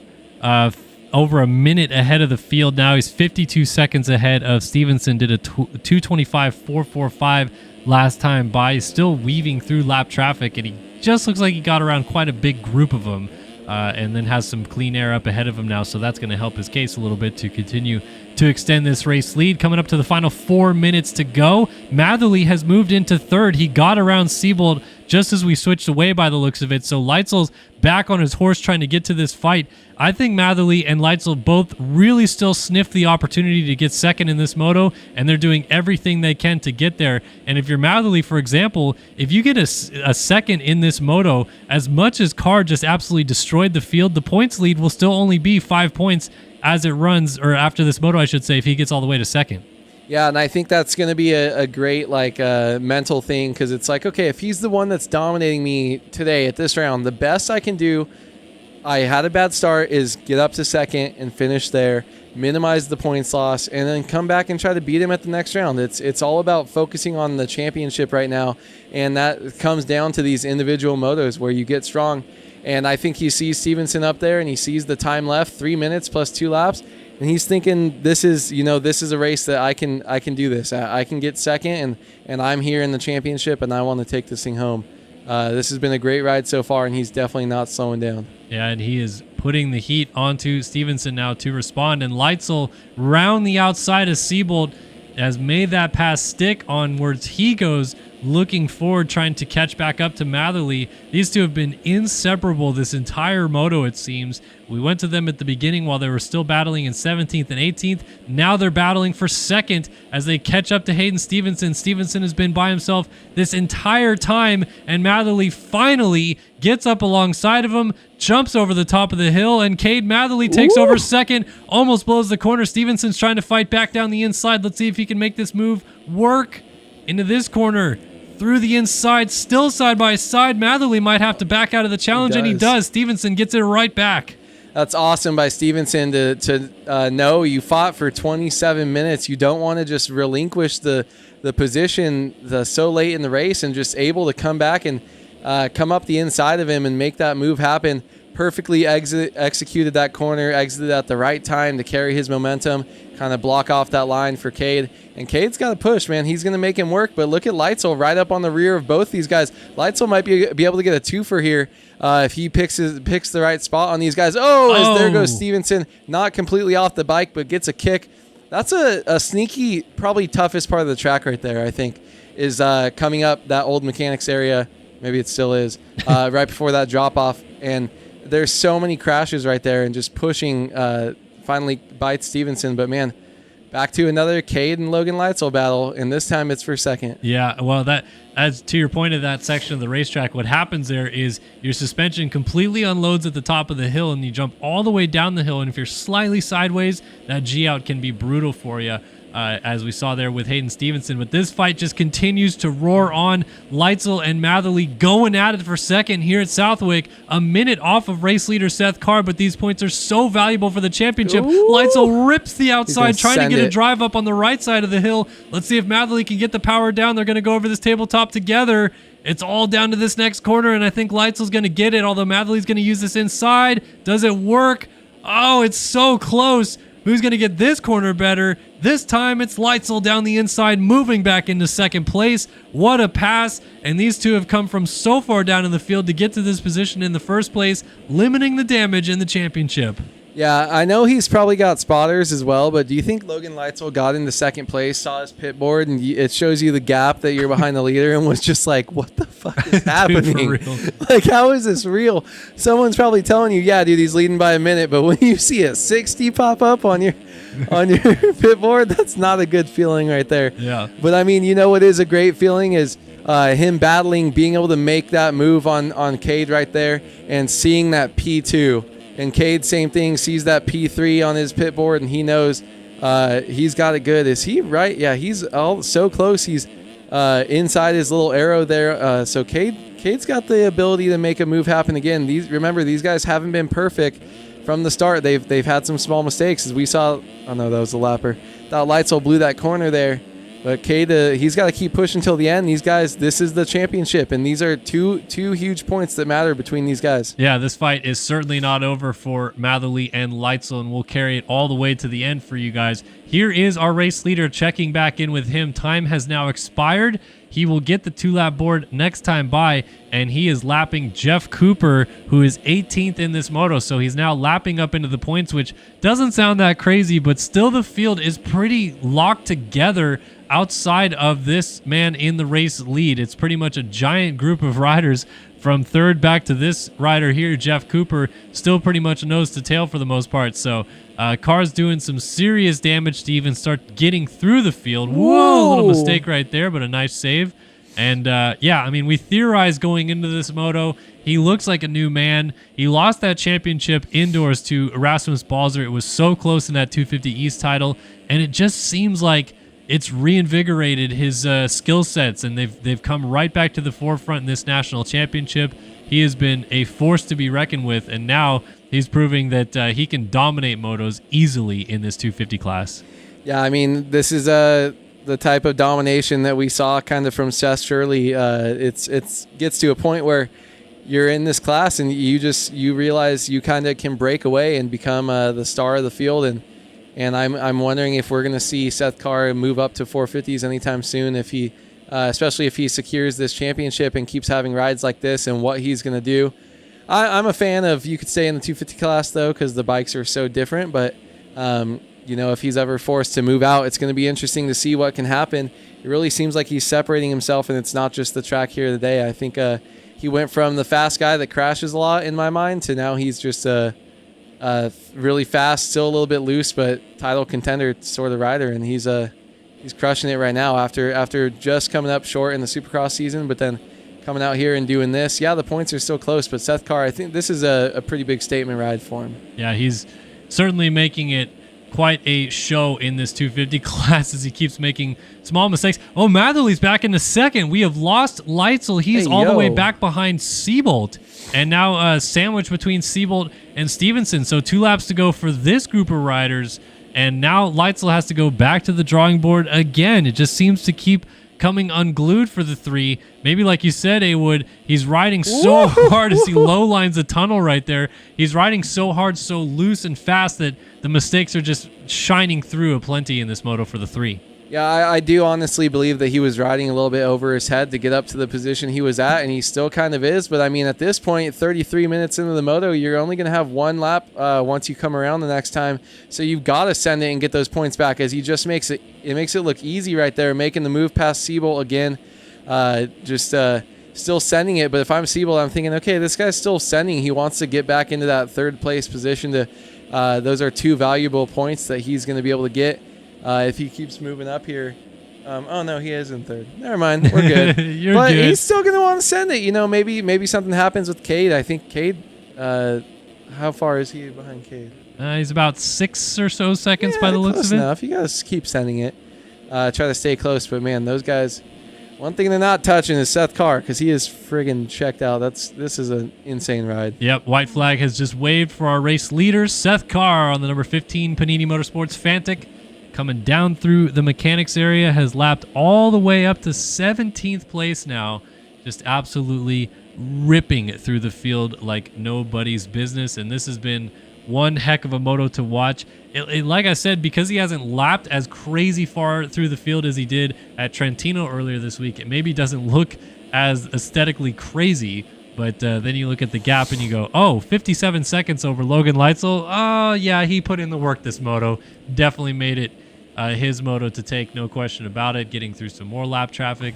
I mean, honestly, the biggest takeaway I have from Seth Carr here is that aside from like a couple mistakes that we've seen late in the race, he kind of made it look easy. I mean, he got the lead, got the whole shot, put 20 seconds on the field before 10 minutes into the moto, and hasn't looked back.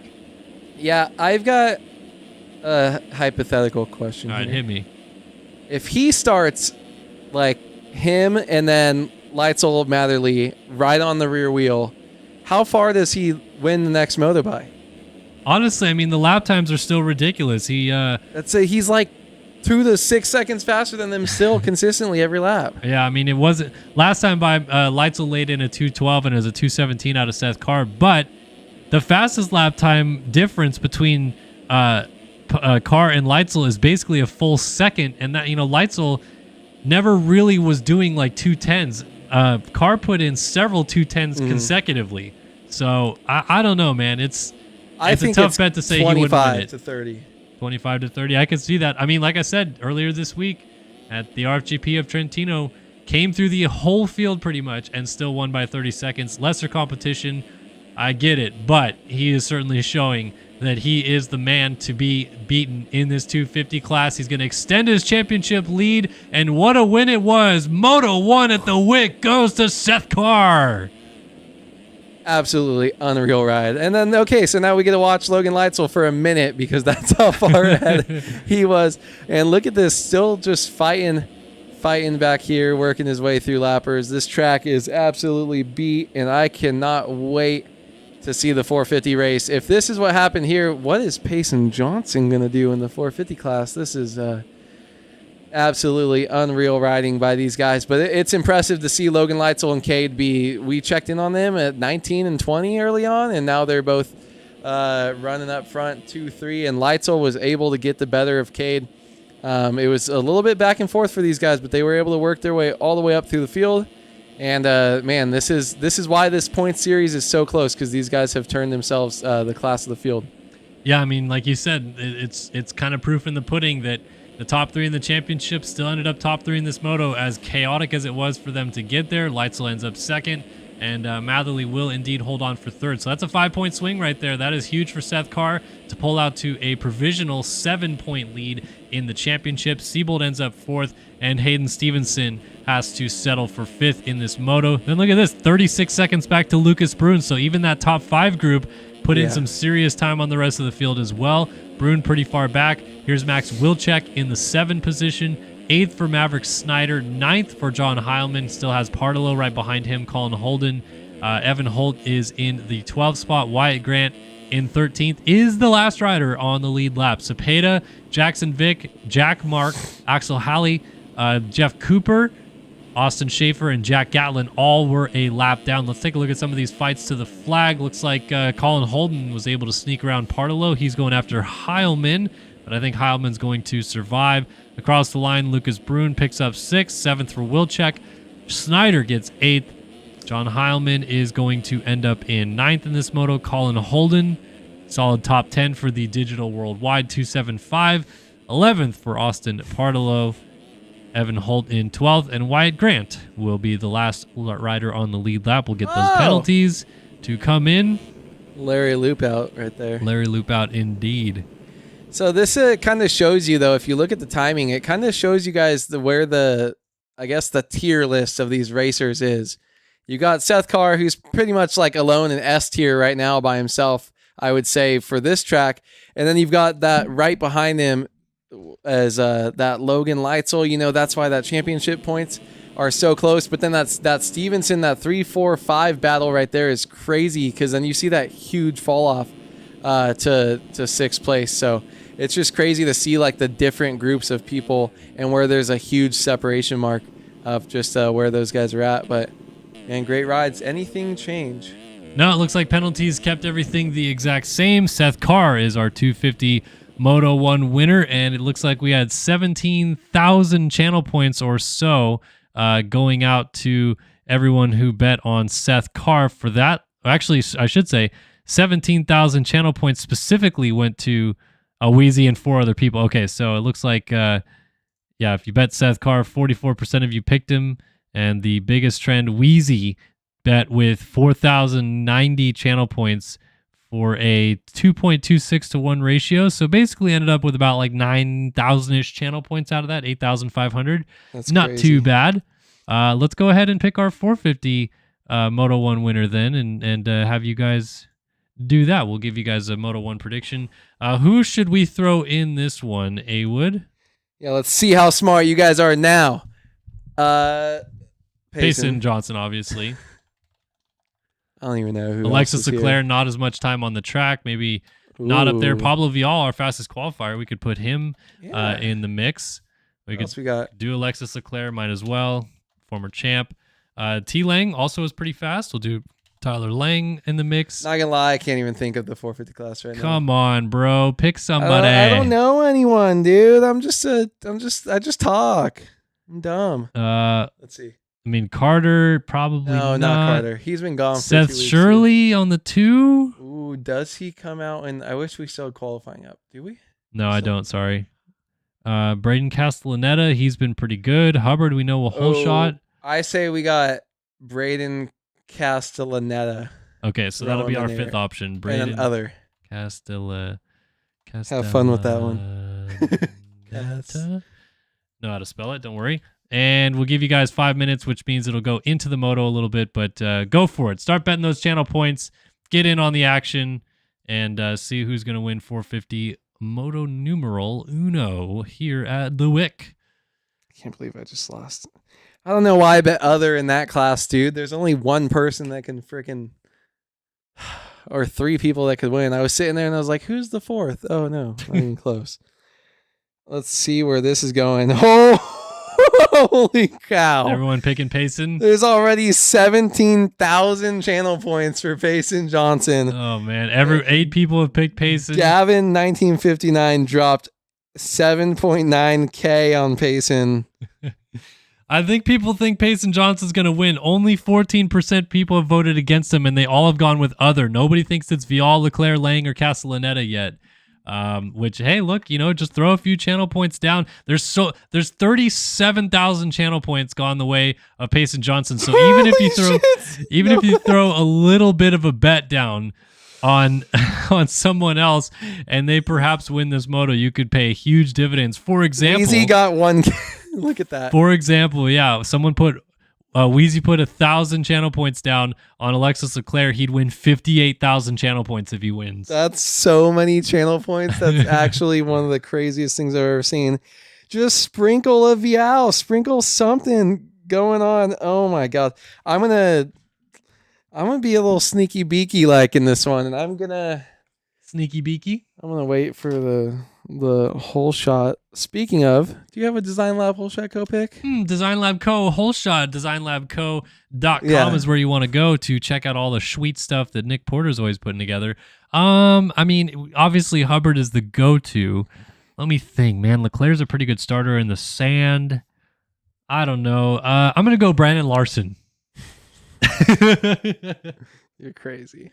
You're fucking crazy.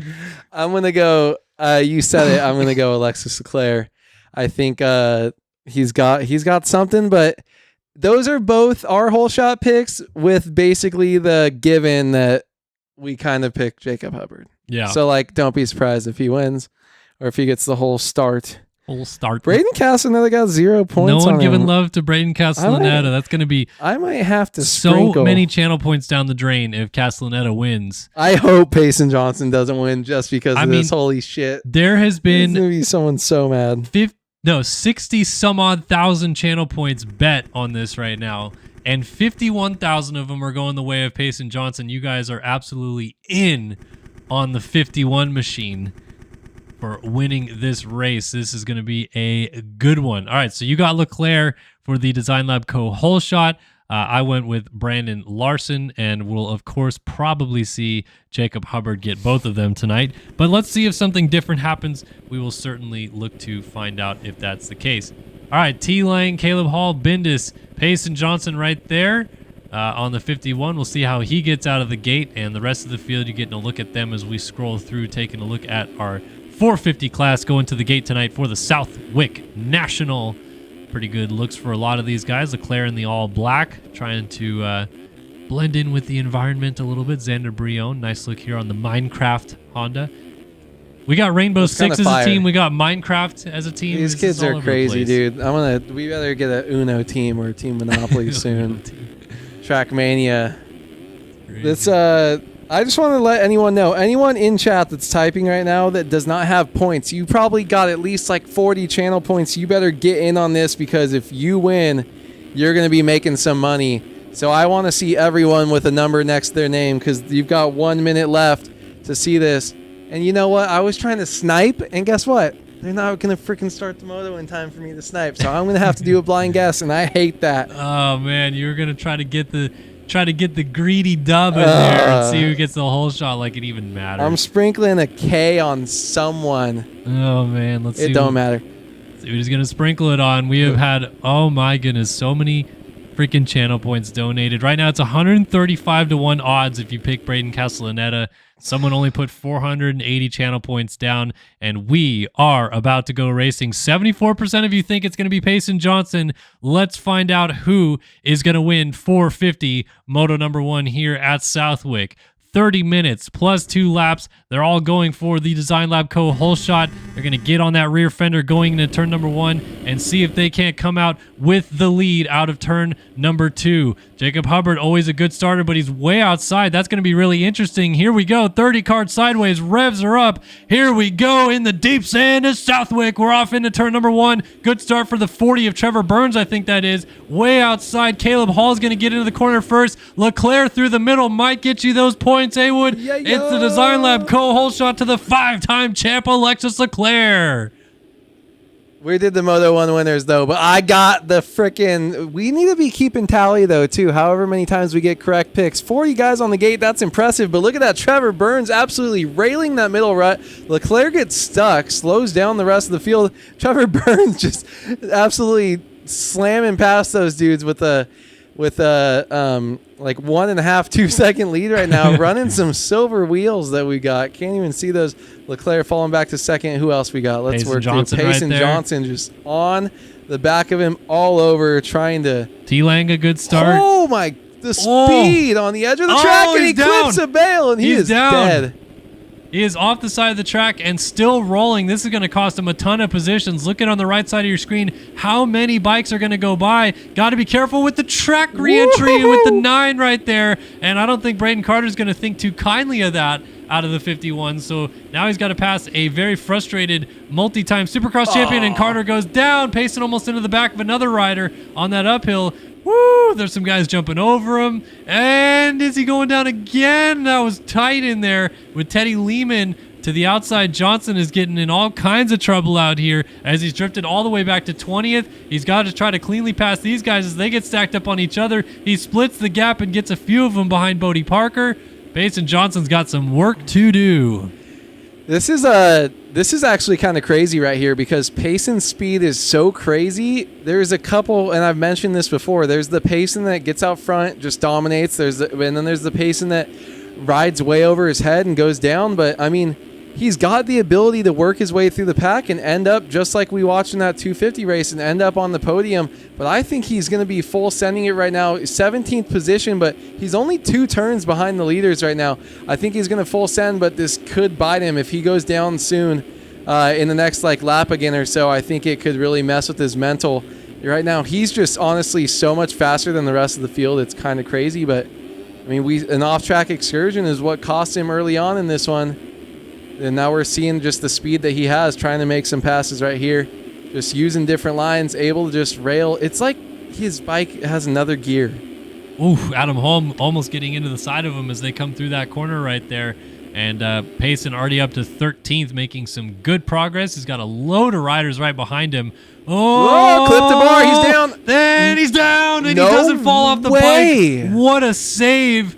As he's swapped up the uphill, he's going to lose probably 7-8 positions. Got to be careful again, trying to get back into that main rut, and cuts off a few riders. Looks like maybe Castellaneta went down at the top of the hill, so Johnson has it all to do again. Meanwhile, Leclerc momentarily took the lead, and up front, Burns is getting back away. Lang has now moved into second on the 5, and Leclerc remounts in third. So Lang and Leclerc are both in great positions to do some good damage this moto, but they're still chasing this man, Trevor Burns, on the District Designs Kawasaki. Got off the gate well, and look, we know Burnsy, he's got some sick lap times in him, and he's led a lot of these races before, so he's not unfamiliar to this territory, but he has got some heavy hitters right behind him as well. I think this might be a little repeat of A-Wood Southwick 2013. I don't know, dude. The way that he's riding right now, he looks loose, and he looks just comfortable, and I think it might be a certain track type of deal for Trevor. I know we've seen him with some good rides, though, recently, and we've seen the speed. I'm not surprised by the speed, but he's looking pretty comfortable up front right now, and I like that he wasn't flustered. He just held on to it, and he kind of got back in the lead and is just holding on to it. But he does have pressure right behind him, man. I mean, having Tyler Lang, a veteran of so many years of racing, past champion, right on your heels is a little bit nerve-wracking early on for him.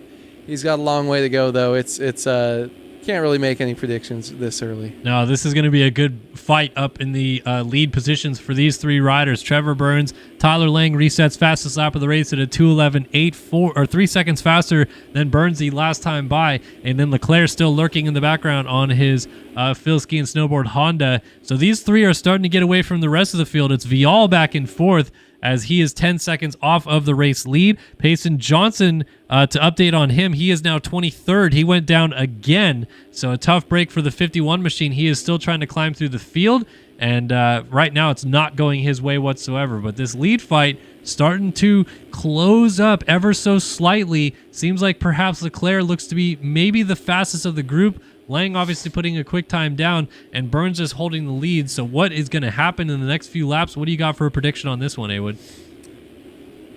I think he might be getting got in the next couple laps here. Trevor Burns, I think he'll end up making a mistake once this track kind of breaks down. I don't think it's a speed issue that's going to cost him. I do think that something's going to happen on his own accord, and he's going to go down and let Lang get up and get past him. But I mean, he's looking great right now. One thing you'll see, I wanted to point out earlier, that jump, we saw Payson throw a huge scrub down it first lap, and we saw Logan Leitzel go down by trying to whip, and just this is such a scary track for people to whip and scrub on because of the bumps up the face, and you can just get a weird kick like we saw happen to Leitzel. So people that are whipping and scrubbing a lot on jumps, I feel like it's going to come back to bite them eventually. We saw it with Logan. So that's just something to kind of keep your eye on. I saw that earlier and was scared. Whoa, Burnsy's sideways. What a save. Holy smokes, and he's still trying to save it off the tabletop. He came out of that little gully and was completely perpendicular to the track, somehow wrangled it back together. Now the heart rate is certainly spiked, and Tyler Lang is going to try to take advantage of it as quickly as he possibly can. That was a sick save, and he looks like he's even trying to shake the cobwebs off a little bit right there in that bike hump in the midair off that tabletop. Certainly will wake you up, and now T Lang is on his heels trying to go for the race lead. Yeah, that's actually just absolutely unreal, just tossing the fattest freaking whip. I was like, hey, don't be trying to scrub and whip stuff, and the track just makes him do it. That just shows you how unpredictable this can be, and a huge important save for Trevor Burns right now. He is still sending it, though. Look at how far these 450s are launching. Almost every drop-off and jump that they're doing on the track, the 450s jump one braking bump deeper than the 250s do. So the speeds are just so much higher for these guys, but that allows the mistakes to come up a little bit quicker as Burns makes a huge mistake, and Lang's just going to have the speed to come around the outside and make that pass as he bobbles up that hill. Tyler Lang takes over the race lead here at Southwick on his number 5 JRBR.co gas, and Burns is just all over the place as he slides down out of second and lets Leclerc go up into the 3 spot. Tough break for Burns. Meanwhile, this man, who is our fastest qualifier here tonight, Pablo Vial, is up into 4th and absolutely cooking. 2:08.218 last time by, fastest lap of the race, and he is now closing that gap down in a hurry. He is only 6 seconds off of our race lead, and he can already see Trevor Burns right ahead of him. It is on for the Frenchman. Yeah, I just said I regretted my Vial pick about 2 minutes ago, and now I'm pretty happy with it. I think fastest qualifier, man, this is basically the Payson Johnson situation that you would be seeing just if he didn't go down early and have to fight back through the field. Vial's got that insane speed right now that when you're running 205s, 206s in qualifying, running a 208 sometimes just feels like second nature to you. He's got this track figured out more than anyone else, and Lang was down out of the lead right there. We just saw him jump over him in that bright yellow gear. He's down again. No, what a brain fart by crash. him. And he's upside down on the hill. That's going to be a terrible spot to get up from. Oh, no. T-Lang, as he finally gets rolling again, just as these guys are coming over the hill. Careful track reentry, not to get taken out. And Boutigny side by side with Shirley having a fight. Shirley goes to the inside, Boutigny to the outside. Lang might get his teammate Seth Shirley side by side up this tabletop jump.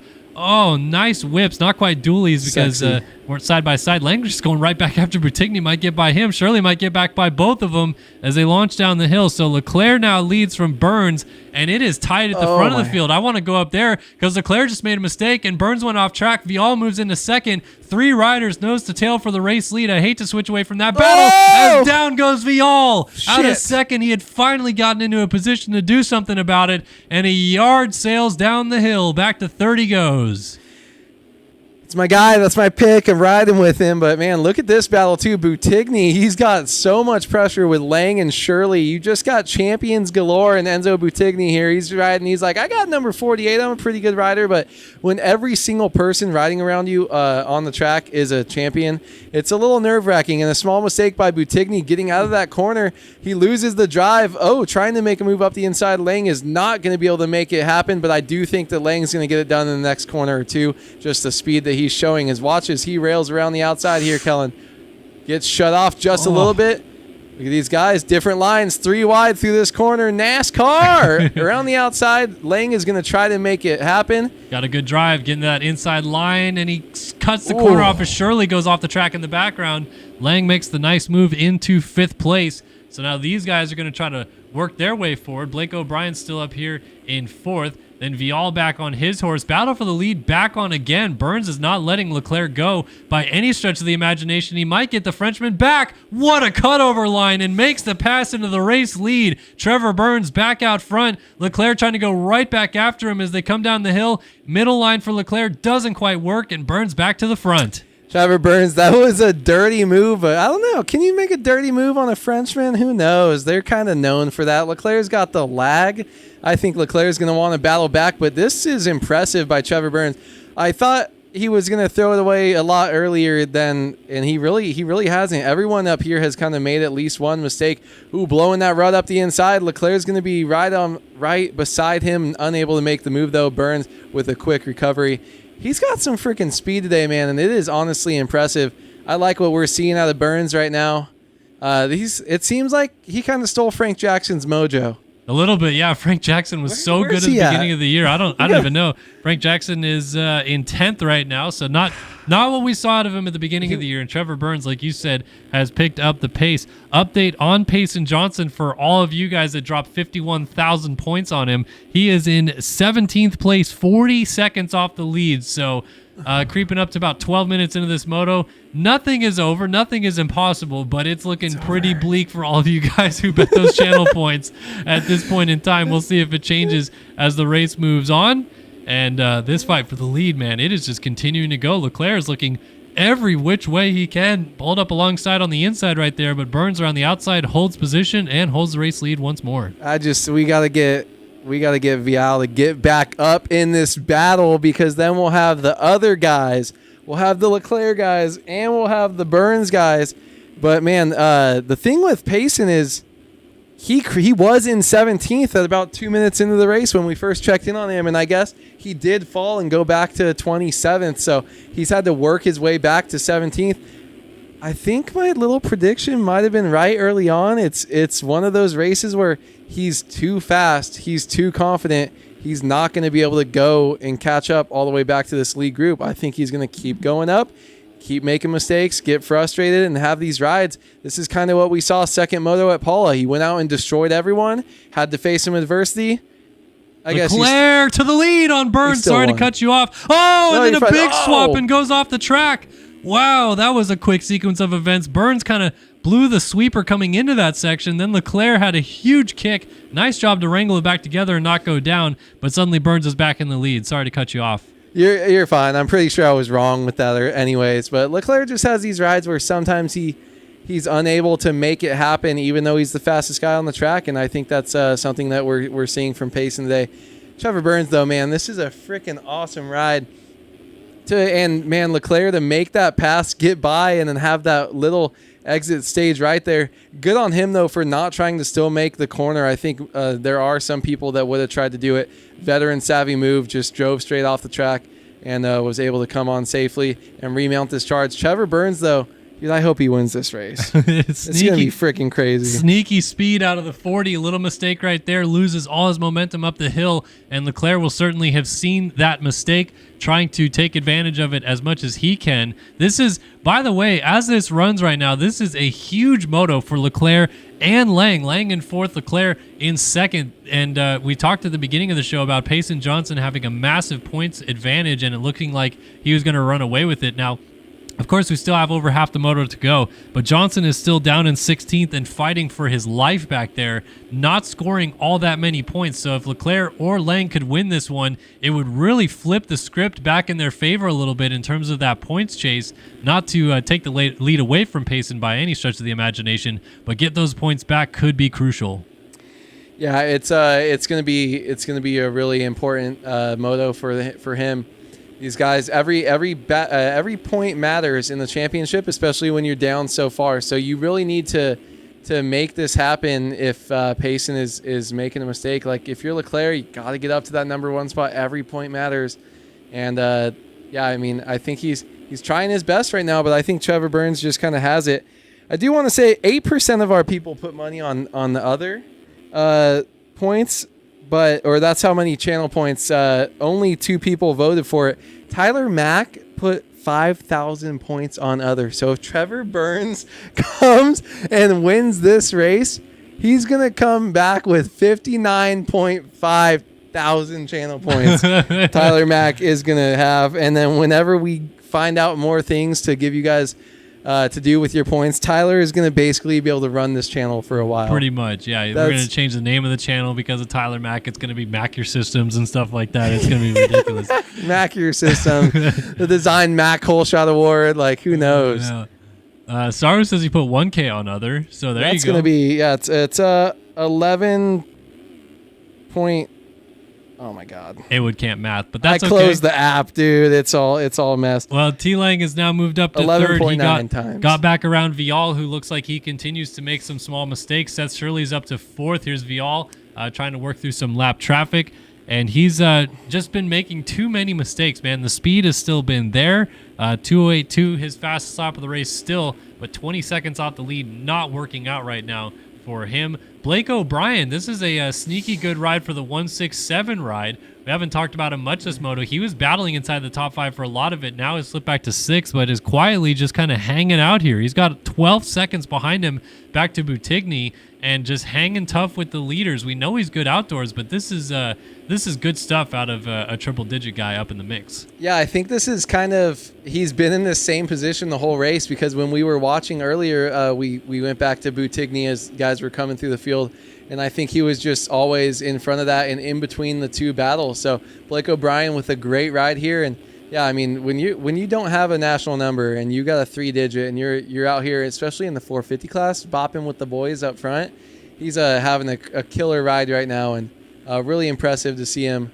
Southwick Warrior out here just absolutely crushing it. Hopefully he can back it up in Moto 2 as well. Yeah, and just doing his laps, like you said, hanging tough there. Colby Eaglin has slotted himself into 7th now, just quietly hanging out here. Bodie Parker right behind him in 8th, having a solid ride as well for Yogi Designs and Nexus on the 32. 9th for Rogan McIntosh out of the Consolation Race and into the top 10 for the Nexus Triumph ride. Good ride for him as well. And Ethan Parks making our boys look solid. The Heckman Productions SYS Racing Suzuki is about to get passed by Johnson. No, Johnson goes down. So Johnson is in 12th now behind Enzo Boutigny as Parks holds on to the top 10 spot. Johnson is starting to make some progress a little bit, but I don't know, man. He's got to get a lot of time gained to even think about maybe even getting to a top 5 position. At this point, I think he's just thinking about damage control.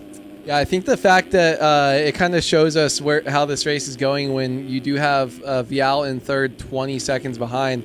So even if Payson can get up there, there's some big gaps to that lead group that's up front, just completely separated themselves. This might be too little too late. But, I mean, the good thing is as long as it's all about where he gets as far as position. So if he might be way far back from a podium, but if he can sneak into like a 6th place or something, that's going to be a huge difference than finishing if he were to finish in 11th right here. Every point matters for him. He does have a ginormous lead in the championship, so doesn't really need to worry too much and try to ride over his head and kill himself. But I think top 10 after where he was early on, being in 27th, is enough to be happy about for him. Yeah, but he's going to want more. Putting the heat on Ethan Parks right now. Oh, It looks like later. Boutigny just went down, so that's going to be another free spot up the road of him to get into 10th. Parks now in 9th, and Johnson all over him. Still Burns, Leclerc, another rider down. That was that Castellaneta? No, it was O'Brien. Blake O'Brien, who we were just talking about, has slipped out of the top 10. As Johnson down the inside of Parks looks like he's going to get up to 8th. He does shut that door, and he is now into P8. But as we mentioned, really it's about the time gaps that is a problem for Johnson as we're down in the final 10 minutes or so of this moto. It is a 47-second deficit to the leader, and even to get to 5th, Pablo Vial, who we were talking about, it's still a 20-second gap to him. 30-second gap. I can't math right now. Not just me. 20-second gap. There we go. Yeah, that's the difference between 2 and 4. Pablo Vial is a 20-second gap up to a top 5 spot for Payson Johnson. So even to get there would be a big road ahead of him to do that. Fortunately, he's been gaining quite a few positions, and that's going to help. Pablo Vial just went down again in 5th place. Damn it, and he is going to go from maybe closing that gap down on the leaders to being about 30 seconds off of the leaders. And now only has Johnson about 11 seconds behind him. So there you go again. Meanwhile, change to the lead up front. I missed it. Leclerc has gotten by Burns. Burns had pulled out to about 5 seconds, and suddenly Leclerc is in the lead. Perhaps a little slide out for the leader. Don't look now, too. Tyler Lang is lurking in the background as well. So the lead group is tightening once again as we approach the final 10 minutes of this race. Leclerc getting sideways. Is Burns going to get him back over the hill? No, Leclerc holds steady to the inside. It's got to be so tough to get out of that inside cleanly. We've seen that same move that Leclerc just had, that little mistake, multiple times by both 250 and 450 riders here. Trevor Burns, though, look at the pressure he's trying to put on. Goes to the outside, but actually not a great entry there. Is going to lose some time here.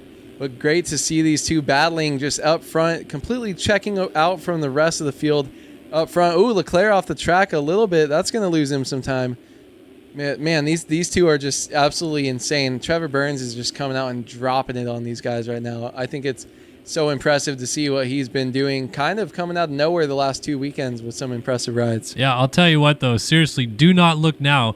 The yellow gear in the background on the gas of Tyler Lang has been the fastest rider on the track 3 or 4 laps in a row. And while these two are tussling with each other, he has just been inching that gap ever so closely as he goes over the roller behind these guys and Burns down the inside. That's the second time we've been on with Burns and see him make that pass on Leclerc. Leclerc leaves the door wide open on the inside line, and Burns takes full advantage to go back to the lead again. He's got kind of a sneaky line there. It's almost like a tiny little baby cut where he's in the inside of the track for just a second, but the way that he comes into that corner, it allows him to get past a pretty big braking bump going into the rut, and he's able to kind of lay it in there and make that pass up the shorter inside. Burns is just really impressing me right now with his line choice and how smooth he's able to ride this track, really feeling at home as we see a rider live and in person there completely give up on the race as they were down on the outside there.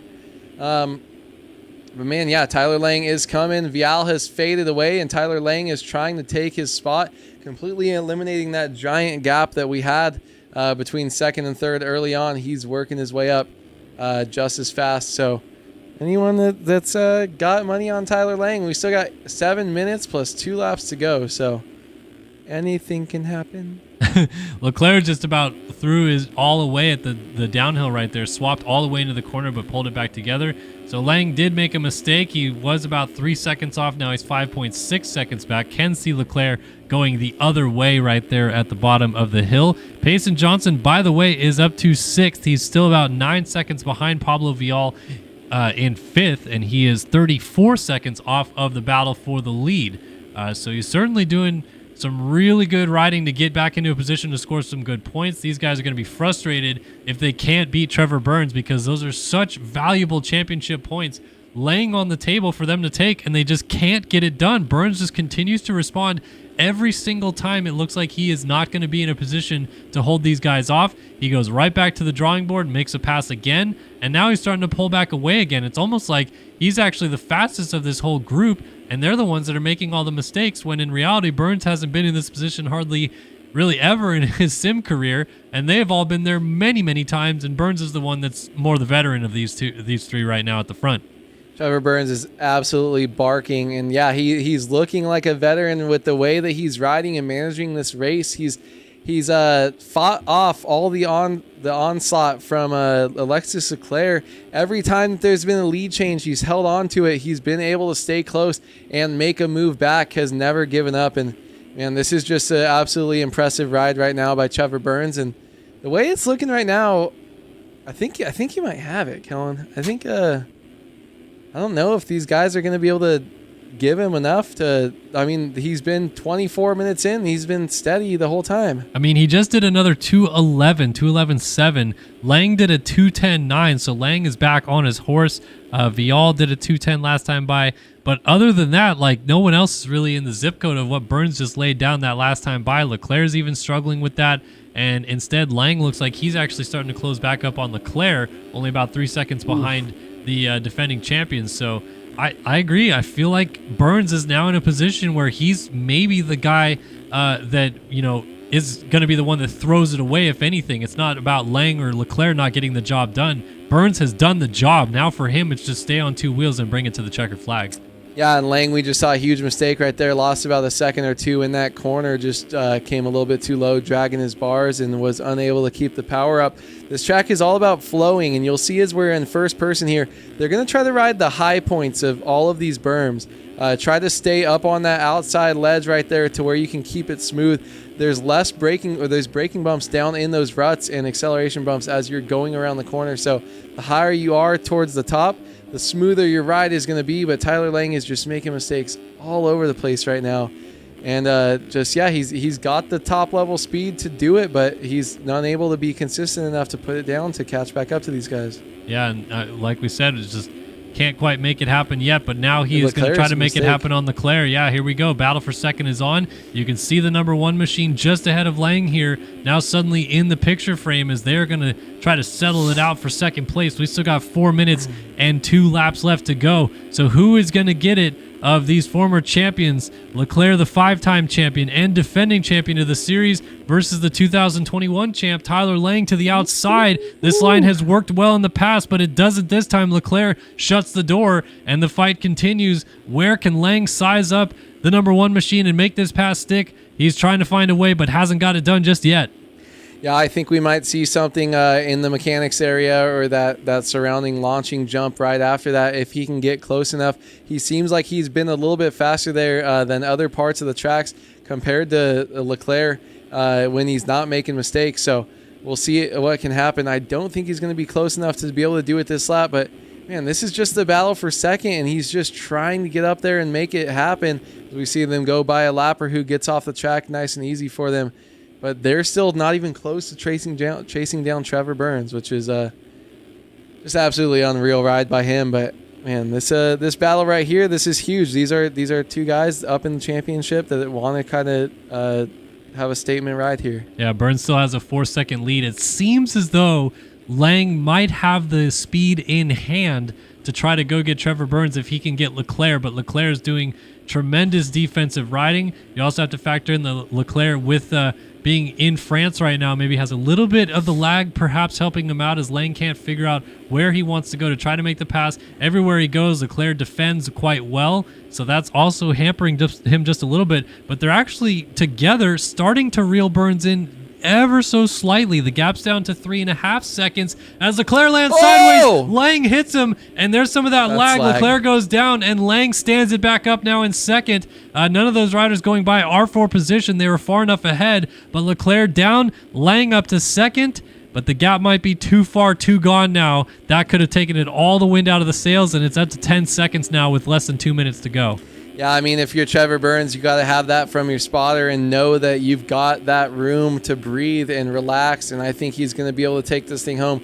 No doubt about it, but that time, 9.7 seconds, is still within the time that you could have one crash and completely be out of that position. So, Tyler Lang just lost a lot. Whatever Trevor Burns is doing in that corner has got to be way faster than everyone else. He lost 7/10 in that one left-hander where he kept making those moves on Leclerc. Just absolutely impressive stuff by Trevor Burns right now, but Yeah, Tyler Lang, you just got to regroup, take a deep breath, put in as fast of laps as you can, and hope you get close enough to, if there's a mistake, you can capitalize on it.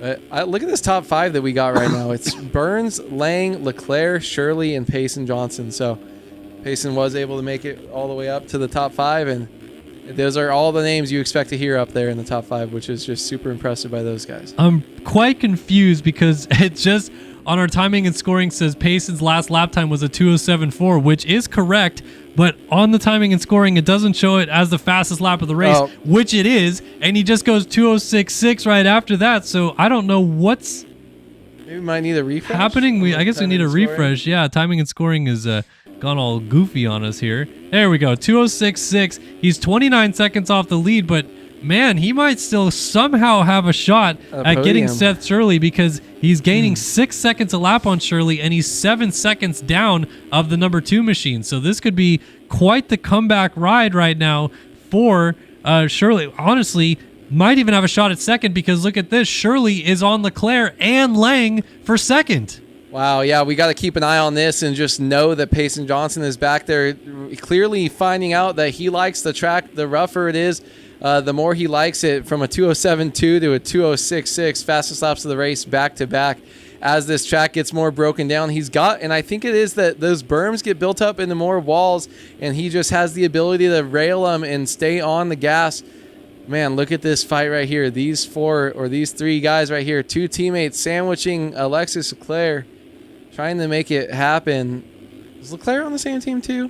He's on Phil's. Okay. So these guys, JRBR.co sandwich on the Phil Ski and Snowboard number 1 of Leclerc. And yeah, these guys, as they continue to fight each other, have got to be worried about this man. He is closing the gap down now, 5 seconds up to the fight for second place for Payson Johnson. He wants a piece of him, and Seth Shirley goes up into a podium position on the 2. He's gotten around Leclerc, and now he's going to set his sights on his teammate Lang up the road as they drop down into the gully.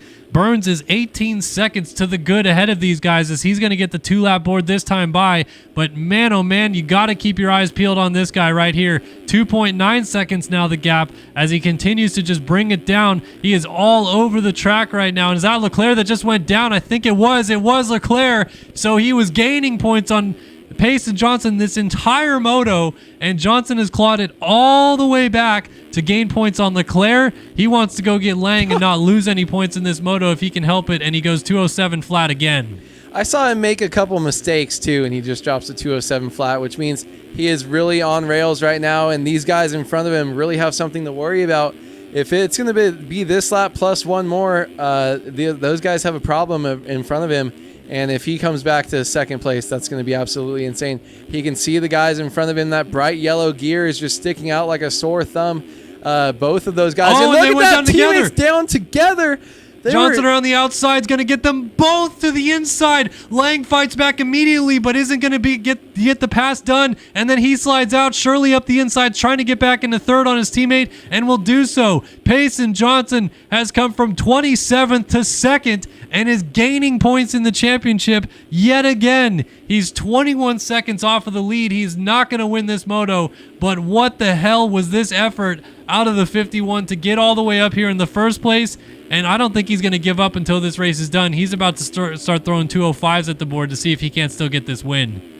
Yeah, I mean, if there's a mistake, he's got to keep just throwing the fast lap times there, because if there's a mistake, he's going to be right on him. That 19 can turn into 10 really quick in a lap and a half. And man, I think Trevor Burns, this is where he can prove himself. If he's got it, he's got to just keep it on 2 wheels. I don't think if he keeps riding a comfortable pace that Payson can get him. He's going to need a mistake, I think, out of Trevor. But this is Trevor. 33 minutes have gone by. This last pretty much lap is going to be important as he's coming up towards the finish line. I mean, Payson's taking a ton of risks right now. He's landing on bumps that just don't look even slightly comfortable to be landing on, and he's doing it all wide open in 4th or 5th gear. And he's bringing that gap down. Man, I would love to see 2 more laps right now instead of just 1. But the white flag has waved. 15.6 seconds is the gap.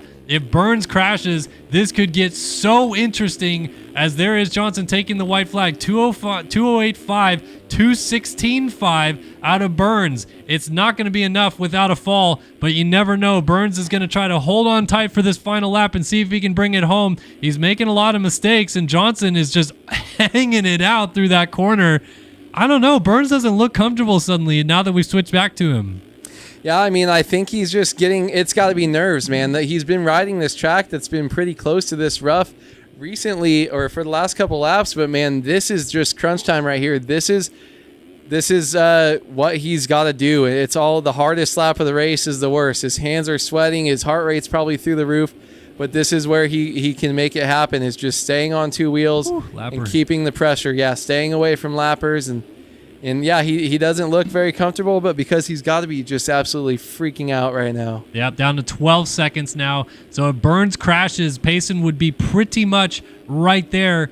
So Burns is just doing everything possible to limit the mistakes, stay on two wheels. The problem is, if he does crash, I don't know that he's going to be able to regroup fast enough. Payson might just fly right by him. So Burns has really got to just keep it tidy here. Going over that tough block doesn't help. That's how close Johnson is. He's only 2 turns away, but I don't think it's going to be enough unless Burns makes a big mistake here in the closing stages. Lap traffic just trying to not be in the way as Burns tucks to the inside. He's got about 4 corners to go. I think that's a 78 of Hubbard, perhaps, trying to get out of the way. Johnson still throwing caution to the wind as Burns just rolls out of this little gully in the back section of the track, and Hubbard did not let Burns go by. Burns has got 2 turns left to go to win this moto. Inside line here, just trying to keep it tidy. He'll get through that turn. He's got lappers trying to unlap themselves as they come to the checkered flag. 1 turn to go, and out of nowhere, a moto win has appeared. Trevor Burns takes Moto 1 at Southwick.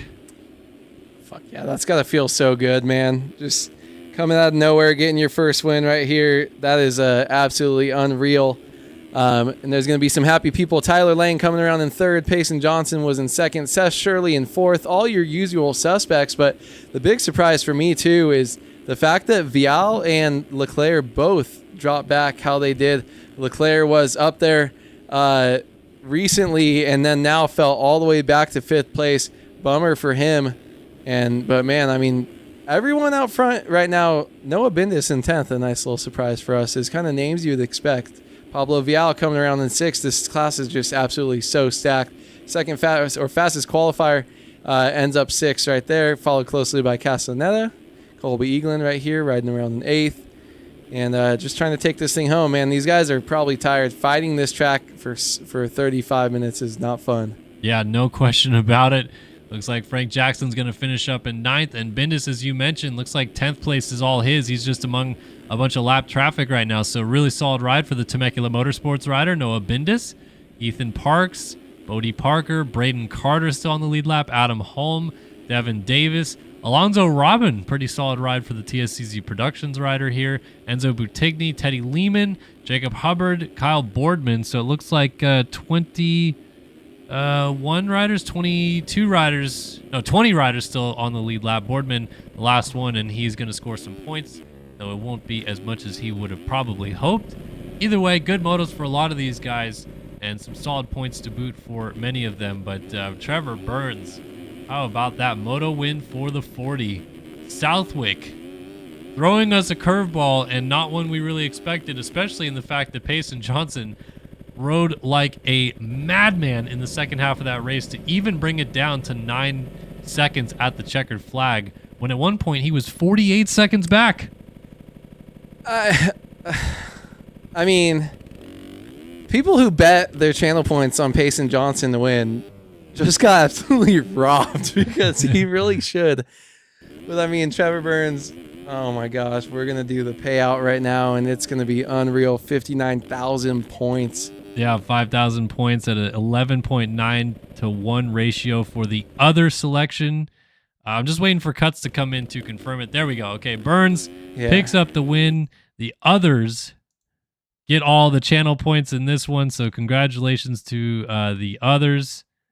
As we mentioned, the big winner, Carl Novak, looks like he dropped 10,000 channel points on it.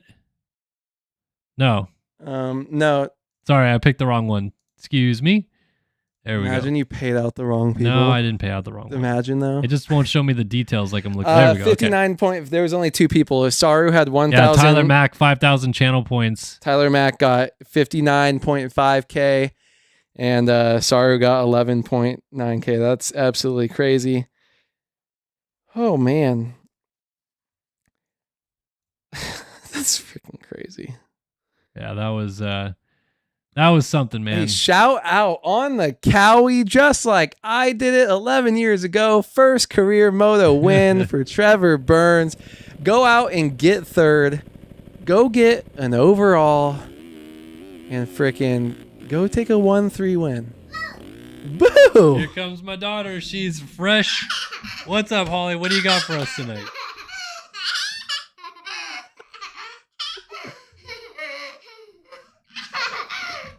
You're so excited, huh? Do you want to talk in the microphone, or are you just going to laugh 3 feet away from it? Now swimming in the ocean. Now swimming in the ocean, causing a commotion, and because they are so awesome. I love it. The Narwhal song. That's such a throwback internet lore right there. Swimming in the ocean, causing a commotion. Oh, man. Come on, let's go get your motorcycle jammies on. Let's go get him. Oh, man. Oh my gosh. Next week I don't show up. You're just gonna need to have Holly just in the booth the whole time, just dropping knowledge. You love him? Aww. Okay, give him one hug. Oh, one hug for Awood. Oh, I love it. It's a love fest here in the room. And she just. All right, night, Holly. Good night, Holly. Here's a song that my daughter was just singing, by the way. We'll pull it up on the screen or the stream here. For those of you that have never heard this song before.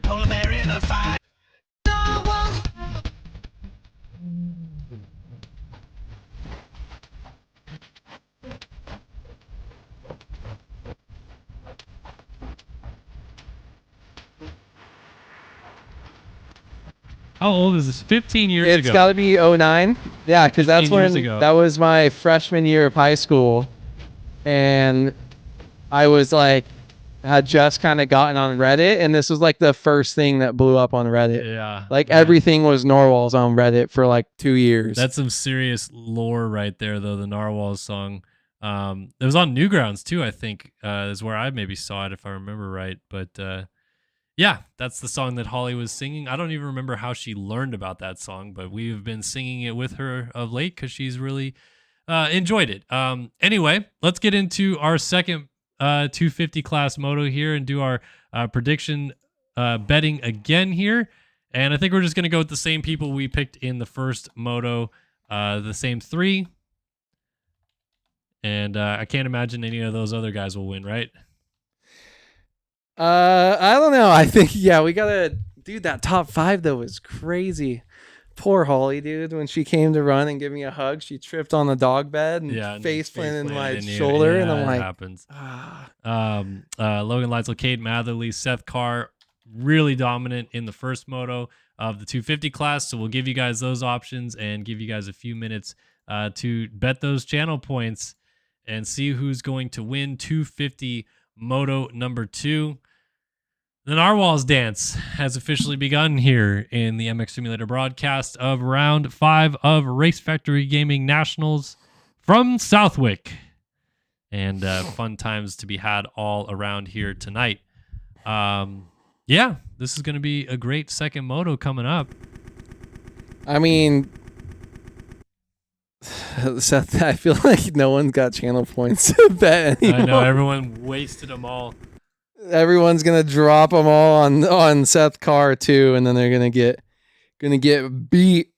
I think I'm still up a little bit. This is like me betting. I lose a lot, but I'm still up barely from where I started when we started this thing. Go on, get your picks in. Get your picks in. Yeah. Dude, how about Ethan Barks on that SYS Dude, 250 or 450 absolutely though? marculating some points for us right now. I'll tell you what. Ethan Barks. I went to Jeremy Smith at the starting gate of the Thunder Valley National, and I went up to him, and one of the first things I said was, "Hey man, thanks for carrying the team on your back this year," because he scored so many points in Supercross for SYS. I got to do the same for Ethan, man. He's been an anomaly for us outdoors. I love to see it.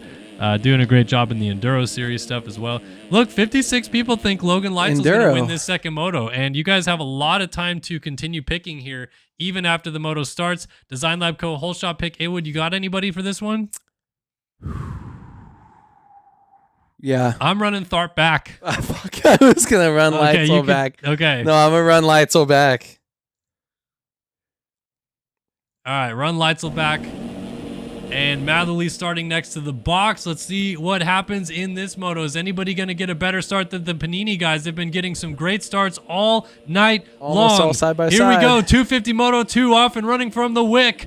Another great start for Stevenson. Seth Carr's up there in the mix. Oh, big crash. Car's down. I think Matherly maybe hit him as well. Stevenson and Tharp drag racing to the line. Tharp down the inside's gonna get the Design Lab Co. whole shot. I got it this time, baby. And Stevenson right there up in second. We got Tharp, Stevenson, Nick Niles, Lucas Brune, Leitzel inside the top 5. The picks are still moving around in the first 2 minutes of this moto. You guys are still able to make picks. A lot of people jumping off the Seth Carr train in a hurry because he was down in the first turn. He's got a lot of work to do. And hey, at the end of the first moto, you said if Carr starts behind all these guys, can he still win the moto? How far does he win it by? Well, now we get a chance to see. Can I say something? What do you got? I think he still wins. You think he still wins? I think he's, dude, just dominating fashion. It's just, where is he at? Let's see. Seth Carr is in, just was on my screen. Where did it go? Where is he? Is that Cade's name in like 26 too? Yeah, Cade Matherly, 28th spot for Cade Matherly. Seth Carr is in 13th already. Oh. Wow, 13th place for Seth Carr. He's made a lot of moves through the field. And Tharp is continuing to lead this race. So still moving around. Matherly buried in the pack, but 39% of you had picked him. So now people going back to the car train. Leitzel only on 26%, even though he's in 4th place. This is a much better start for Leitzel this moto. And he's already trying to go to work on Stevenson to get into 3rd. He's going to go side by side with him over the top of the hill right here. There we go. Now more people are picking Leitzel. He's all over Stevenson trying to get this position. Seth Carr up to 11th. Matherly in 25th on the first lap of the race as Tharp continues to lead down this back straightaway. Yeah, great start by Tharp. I think we're 2 for 3 for hole shots tonight. Yeah, I got Leclerc, you got Tharp. Just freaking, if hole shots were put, we'd be. Stevenson forgot that's down. the part we bleep. We'd be crushing it. Hayden Stevenson going down after a great start himself, both motos, and man, losing positions early, but gotta work to get those back early. So back to work goes Stevenson trying to make some moves as Leitzel's taking full advantage of being right at the sharp end. He's going to work on Lucas Brune trying to get into 2nd place. Leitzel doesn't want to mess around. He wants to win the Southwick National here tonight, limit the damage as much as possible in the championship fight. He was 12 points back. After the first moto, he's 15 points back of Seth Carr in the title fight, but if he can win this second moto, that'll be huge for his title fight hopes as he's going to work on Brune for 2nd. They're not too far off of Tharp as this fight continues. Yeah, I mean, this is this is kind of crazy. Logan Leitzel really, in my eyes, needs to capitalize on this moto. This is more spread out than they were, like, even at the biggest part of the first race, which they kind of started spread out. So he's got to get up to 1st, and he's got to try to just maximize the points and pray that those guys don't do it, because honestly, they're so far back, and after them all 3 finishing inside the top 3 earlier on, if he can get one of them to finish 7th or 8th, that's going to be huge for the championship. But he's got to keep it together himself as he almost goes down there behind, trying to push to make the pass on Lucas Brune. Logan Leitzel is going to go down, and Brune now has a little bit more breathing room in front of him. All right, so 37% of you think Seth Carr is going to win this moto. He is in 13th place as it runs. Logan Leitzel, 38% of you have picked Leitzel. He is in 3rd place. And then 26% think it's going to be Cade Matherly. He is currently in 24th place. But we saw in the last moto how quickly all those guys were able to work through the field and still finish 1, 2, 3. Nobody picked another rider to win this moto. And right now, another rider is winning it in Braden Tharp as he continues to lead. Don't look now, Lucas Brune is trying to close that gap down on him. A couple of Fantics, but not the same team. Panini Motorsports and TSCZ Productions battling for the race lead here at Southwick Moto number 2 in the 250 class. And Brune, who was under attack a moment ago by Leitzel, is just on his horse right now, going after Tharp for the lead. I can't believe no one even sprinkled 10 points on other. Like, what are you guys doing when you got long shots like that? I feel bad for iMoto, though. Pick Cade, 5K right there. He's pretty much the one donating all the points if anyone wins. But, man, Braden Tharp, yeah, our other rider here, followed by Lucas Brune. Logan Leitzel's got 2 guys to move through if he wants to get the spot, but it is only 2.7 seconds. You saw him in the back of that shot right here. You're going to start to see that Yamaha peeking through, giving Lucas Brune some trouble. Look at that. He's got some speed right here. I think he's going to be able to make this pass. He was on him last time trying to make something happen. I definitely think we see him get around Brune by the end of the slot, barring a big mistake. Out to the outside goes Logan Leitzel. Brune to the inside. Leitzel using that extra momentum to launch further down the hill and miss a few bumps. Maybe save the thumb for a minute as well, because this is very intensive on the hands, this racetrack. You have to kind of hump the bike every section of the racetrack to get the power down. As you can see, Leitzel just going through those deep rollers, trying to make something happen on Lucas Brune. Can't get it done just yet. High centers the rut ever so slightly and continues on in his fight, battling with the 43 machine. Looks like Seth Carr has moved up into 8th, so he's making some good progress. Cade Matherly's up into the points. He's 19th now. So Carr, I feel like if you're Leitzel here, maybe you're not quite taking advantage of this situation as well as you could be, because Carr is only 16 seconds off the lead. He's going to start running some good lap times now that he's in clean air. And I thought Leitzel would be able to make quicker passes on these guys. He just hasn't done it yet. Yeah, I think it's honestly the same as the first race. Remember, the way that he was riding the track, he was pushing and pushing and pushing and making small mistakes to be able to run the pace. But even his best lap was still over a second off of what Seth Carr was running. So I think he just maybe doesn't have it at this racetrack. And we saw at Lakewood, it was kind of that same thing. He was really good just because he was able to flow and had speed and be smooth, but it wasn't really balls out speed. So Logan Leitzel, maybe just with his top level pace, a little bit off the rest of the field. Seth Carr especially, though, who's just on another level. And Leitzel with a huge save right there. Gets some huck-a-buck right before the finish line. Keeps it on 2. But, man, I thought he was going to be able to get that pass quick, and he's really struggling.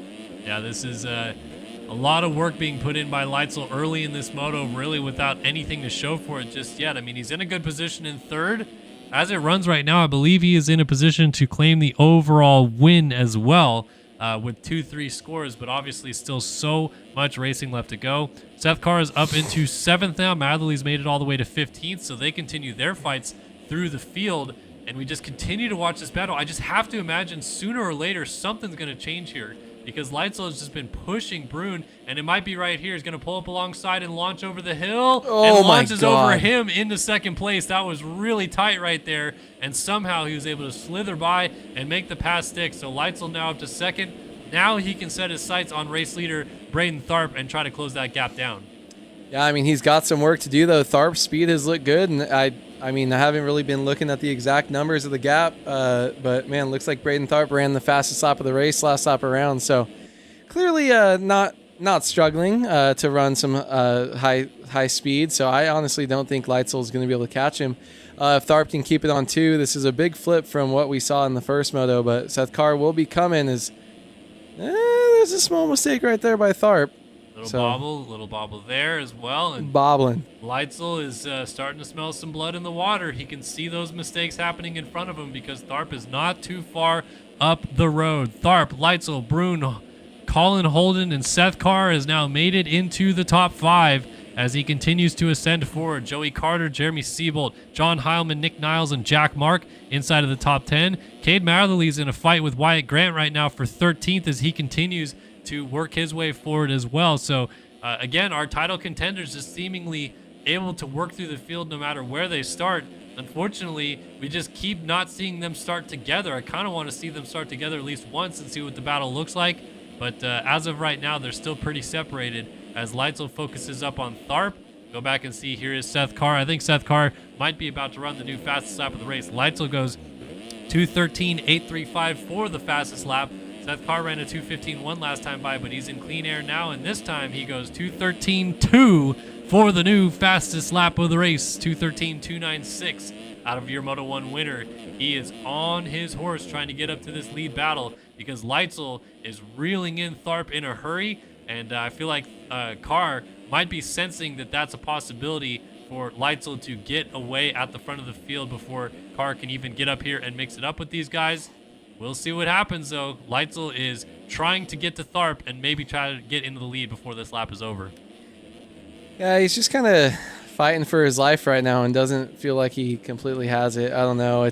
I haven't really seen too much spice out of Leitzel tonight, which is a little sad. I mean, he's been running up front in both races. It sounds weird to say about a guy who's, going to be on the box both motos, but just doesn't seem like the spark of the speed is there. But man, surprised too. Lucas Brune with another great race. Went down late early on in that other moto, and then Holden having a great ride up inside the top 5. Fun to see some different names in this 250 class up there. Yeah, it is cool to see all the different names that continue to mix it up with these guys. And Colin Holden had a good GP on Monday as well, so he was very strong there on the 275, having another good moto right now in 4th.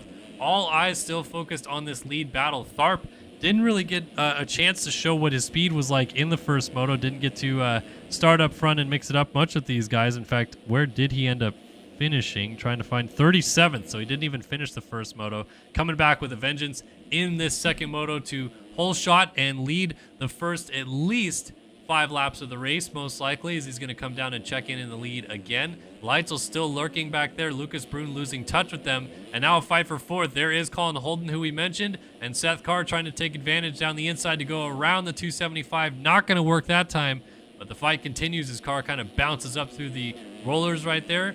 Holden riding really well, but I just feel like Seth Carr's speed is inevitable. Yeah, I mean, I do think we saw how much he beat the field by earlier on, and the fact that he wasn't 60 seconds back when that's what he won the first moto by, I think was just bad news for these guys. I do think Carr is going to be able to work his way through and get back through the rest of the field as he just does, right up the inside, makes it look easy as he moves around Holden there to get that next spot, and now he's got some more clear air to just keep working and working his way forward. I want to shout out this Josh McGowan in the YouTube chat. Just the 34-year-old out here loving watching kids faster than me compete. Love the streams. And that really struck a chord with me because we're getting old. And it doesn't matter if you're 30 years old or more or 40, whatever you are watching these races. If you love dirt bikes, you love video games, this is the best of the best racing in the MX Simulator on the highest stage that you can do it. So thanks for being out here. That is awesome. And speaking of awesome, Logan Leitzel has made the pass into the lead. He did so with a nice move around Tharp over the roller in the back, used some momentum in the next few corners to solidify it, and now he has got a 4.6 second gap after Tharp had a little slide out in that sweeper 2 corners ago. 2:12.179, new fastest lap of the race. Logan Leitzel last time by, as he is starting to stretch out the lead at the front. And if you're Seth Carr, it is time to get going. I think this is going to be another new fastest lap for him. He went 2:12.4 last time by, but Leitzel was 0.3 faster, and Carr down out of 4th as he lays it over in this corner at the top of the hill. And by goes Colin Holden back into 4th. Carr is going to remount in 5th now, but man, tough break because he was on the move, and now he has got some work to do again. Yeah, I mean, just a bummer right there for him. Because he's shown so much speed, but when you're running that elite pace, it can come up and bite you. I think he only might have had one fall off that we know of in the first moto. So going to be interesting to see what he can do if he can just kind of settle himself back down and string together some more race or some more fast laps. And he was doing fast laps late in the race too. So it is still early. We're not even to the halfway mark. So I think these guys are still in trouble, and they need to take advantage of this. Keep putting down fast laps as whenever car goes down, and keep trying to extend that lead as much as possible, because he feels kind of inevitable right now. Yeah, he is just absolutely cooking up some good rides. Our Austin Partello fans in chat, he's in 25th place, so not a good ride for Partello right now as car goes back to work on Colin Holden. Joey Carter is in a very strong 6th place right now ahead of Evan Holt. And Matherly has crawled all the way up to 8th. Matherly running some competitive lap times, 2:15s, 2:16s. Not quite what we're seeing, the 2:12, 2:13s out of Leitzel and Seth Carr. But still, Matherly doing some great riding through the field to get up to 8th. Limit the damage, like we said. Lost 5 points in the first moto, losing even more right now. But if he can make some passes, not going to be too bad in the end. And it looks like Seth Carr maybe went down again. He is nowhere near Colin Holden anymore, so tough break for him. And Leitzel's lost the lead. Tharp is back to the front. So we missed that, but Leitzel, who had just taken over the race lead last time by in this exact section, has lost the lead again to Tharp. And suddenly we got 3 riders pretty nose to tail as Lucas Perun comes 12 o'clock into your living room. We are back into a battle for the lead between Tharp and Leitzel. It's like rerunning the same show over again. Can Leitzel make the pass happen the same way he did in the first time? Yeah, I mean, it's kind of sucks when you fight for 15 minutes to change the results and make some moves, and then everyone starts making mistakes and it gets switched up. You feel like you're right back where you just started from, and it's kind of can be a little bit heartbreaking, especially if you're the rider giving chase. But Logan Leitzel actually looking pretty feisty right now, looking like he's trying to make a move. I've definitely been in this position before though, and you get really frustrated. So. All that work feels like it was for nothing. So we might see him try to override a little bit here, though. But right now he is definitely pulling up and getting close right on the rear wheel. Ooh, Tharp, a little mistake, pushing to the outside line, and Leitzel certainly can see that and try to take advantage of it now as they come down off the finish line jump to the middle rut goes Leitzel. This swoops all the way around and ends up in the same line as Tharp as they're at the bottom of the hill now. Tharp's going to go outside. Leitzel's going to try to make this inside work. He squares off the corner, puts the rear end power down. Not close enough yet. Oh, trying to make an inside rut work, and he was bouncing all the way into the corner there. That was tight. Lap traffic down. Leitzel almost through the front door right there, but lands and puts the power right back down as the fight for the lead continues. Tharp not giving an inch. This time he doesn't want to give it to Leitzel that easily, and Leitzel is just having to work overtime to make another pass for the lead. Yeah, we saw that rough inside line that Leitzel tried to make work through the mechanics area. And maybe there's a reason we haven't seen people try to use it that much because of how rough it is. Almost goes down, but stays on 2 wheels. Ooh, Tharp taking a little detour around that. Tough block. Sometimes, though, these guys will go off track, and they're not really gaining an advantage or cutting timing gates, so they might not even get penalized for them. But I do like Logan Leitzel taking the outside line, trying to make a move. Small mistake by Tharp, who goes into that outside line. Oh, Leitzel has the speed, going to try to check down to the inside, but makes a big mistake, landing onto a braking bump. And just like that, the gap is right back to where it was this time a lap ago. Yeah, it looks like if Leitzel wasn't completely out of shape, he may have been able to get to that inside to make the pass, but Tharp was just trying to block the outside and use it to his advantage. So again, they're just kind of reading each other a little bit. Tharp is trying to defend all the spots that Leitzel's getting good drives at. He now was able to kind of sit behind him for at least a little bit and learn some of those locations that Leitzel has been out dragging him in and out of the corners. So maybe he's utilizing some of that knowledge to his advantage. Another inside move for Leitzel. It works in the 450 class, but is it going to work here? Side by side into the goalie and out. Leitzel a little bit lower and a little bit closer this time to the inside at the back of the track, and Leitzel back into the lead at the Southwick National.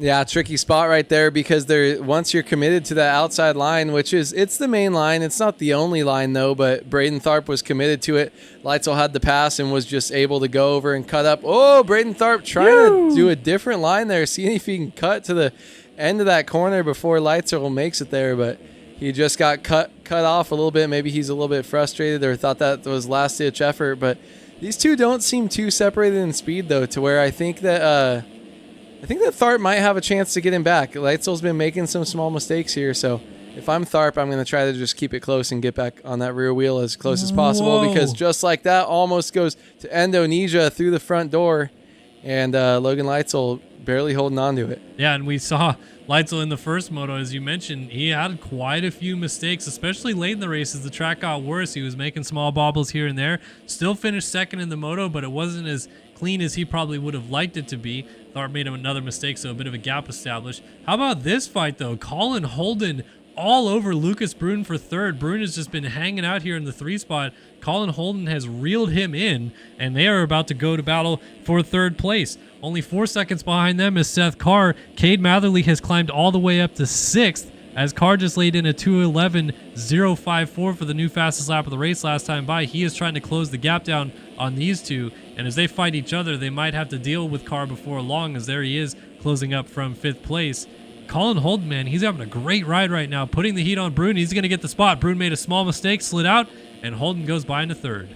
Yeah, we've seen people kind of lose their rear end there and make that same mistake. I think Leclerc did it earlier on. That happened right there to Brune, so bummer to see that. But Holden, man, these guys, both of them are riding great. First moto, Brune was up front and then fell back a little bit later. But Colin Holden, man, this is a surprising ride, and we kind of talk about it. Even in the 250 class, we have to talk about a 3-digit rider having to finish way up front. So really cool to see this. And, yeah, they both are ahead of Seth Carr, but I do think he's coming, and he's coming quick. Yeah, look at that line just shredding the outside right there into the gully, coming back out the other side, putting the heat now on Lucas Brune. And Matherly is about 15 seconds behind this fight right here, so it's looking unlikely he'll be able to get into the mix and maybe take some points off of Carr in this moto, but you never know, as Carr is putting the heat on Brune right now, trying to go up into the 4 spot. These guys are 12 seconds off the lead, so if another mistake from Leitzel appears to happen, they could be in a position to get up to Leitzel as well. Never quite know how these races will shake up, and it always seems like a late fall-off crash plays into how the moto win and overall win is going to go. Seth Carr to the inside passes Lucas Brune, who squares off the corner, not going to get the drive down past the mechanics area, and Carr has moved his way into 4th. Yeah, Seth Carr is just slowly working his way up. It seemed like he got up into like about 5th to 7th pretty quickly, but then it feels like he's been pretty stagnant maybe the last 7 to 10 minutes of this race. So interesting to see how much further he can get up. I do think he has the potential to be able to get up and make some moves, but right now working his way up. We have a change for the lead. Tharp is back to the front. Leitzel has gone down, and just as I mentioned, these guys are suddenly right there. Colin Holden and Seth Carr have closed up onto the back fender of Logan Leitzel, and Carr is going to try to move into 3rd on Holden, and he gets it done just like that. So here we go. Seth Carr versus Logan Leitzel. It's not even for the win, but they're about to battle once again. We have not seen much of the battling between the two of them this year. This could be a great fight between the two title combatants. Yeah, I mean, Logan Leitzel's been up front here and hasn't been having to worry about Seth Carr at all this moto right now, but I think he's got to lock in, and he's got to put together as best lap times as he can and try to stay away. We see a small mistake there from Carr, who got around Holden, but still trying to work his way up. And I think, man, this is going to be close at the end. 3 seconds from Tharp to Leitzel, and then another 4 seconds from Leitzel to Carr. So we've got 22 minutes on the clock, 8 minutes and 2 laps to go. Whoa. Ooh, small mistakes. Carr is pushing way wide right there. I don't know. He's making a kind of a lot of mistakes. Who knows? These other guys feel like they have really stepped it up from Moto 1. Yeah, this is much different than what we saw in the first moto, as Holden follows Carr off the track right there. A small mistake from Carr, and I think Colin Holden was just focused too much in front of him. Followed Carr right off the track as well. But, yeah, Seth Carr dominated the first moto. Massive win by over 50 seconds on the rest of the field. This time around, he's had to do quite a bit of work to even get into a position where he could maybe win the overall, which he is now doing once again. A 1-3 beats the 2-2 out of Leitzel. Leitzel has to go get Tharp to win this race and the overall, but he might have a bigger problem soon, because here comes Seth Carr closing the gap down, and while they try to close up on the leader Tharp, who's 5 seconds up the road, Leitzel's going to have to start playing defense here soon, because Carr is right there. Yeah, and Leitzel, I think he's going to want to try to get up to Tharp and try to make something happen before Carr gets to him, but honestly... Leitzel, a mistake, and Carr's going to get the spot anyway. Leitzel fights right back, but Carr gets the move done. Yeah, that was coming way quicker than I thought it was going to happen. Seth Carr was just had so much more speed, and then that big mistake by Leitzel was able to make him just easily go around and not really have to make anything happen. And I think if you're Tharp, that's exactly what you didn't want to happen, because now instead of Carr going to have to try to battle and work his way around, he basically got a free pass there. And now it's all about just putting in consistent lap times, catching up to the lead. And Carr's looking to go 1-1 here after a statement ride after being down really early in this race. They are 4.1 seconds behind the race leader right here, Braden Tharp, who just high-centered on a rut. That's going to cost him some time. He didn't go down, and then Carr makes the same mistake. Leitzel lands on him and goes down as well. Colin Holden's going to go into second place. Carr picks it up. Leitzel's going to pick it up right behind him. That was weird. I thought Leitzel would for sure check up through that rut. He didn't, and he lands on him and goes down. I think what happened was Leitzel coming around that rut couldn't see that he was down until he was already committed with speed. So we saw him do a little bunny hop off of the end of the rut, tried to jump him, almost completely cleared Carr, but then barely clipped him, went down as well. So Colin Holden with a great fortune right there, moving way back up into second place, having an amazing ride, honestly. That ride by Colin is pretty awesome right there. Look at this, that's probably be his first race win too, huh? If something happened to Tharp and he was able to get all the way up there. But right now, these two back in third and fourth are the ones that want to try to change what's happening here and work their way back up, because one of these guys wants to win. They're the only two battling really close in the point series. And man, Carr's trying to go and regroup after that big mistake. That's a big mistake right there, though. And here comes Leitzel. You know Leitzel wants to get around Carr and limit the damage here as much as possible. So this is a terrific fight. 15 points between them in the championship. Leitzel third in the championship. Carr, of course, the championship leader with that red plate right there. But Leitzel wants to do something and get this pass done as quickly as possible. Also got to think about the fact that Cade Matherly, he's only 18 seconds off the race lead. He's only 10 seconds behind these two right here. So if they get together and go down again, Matherly could take advantage of that. Leitzel absolutely destroyed that corner at the bottom of the hill and then goes off the track at the top of the hill. But he's got a good run through the front door and down over the top of the hill. He hits the bump and goes over the bars. Lucas Brune goes by as Leitzel slowly picks it up. And here's Matherly suddenly into the picture again. Yeah, I mean, just a huge change of fate right here. Matherly has been fighting from way back, and man, look at this. I mean, when you're battling for points, you can be way back and not have to worry about it. So just beating Logan Leitzel here would be very important for Cade if he can't work his way up any further here. 26 minutes into this race, so we have 4 minutes plus 2 laps to go.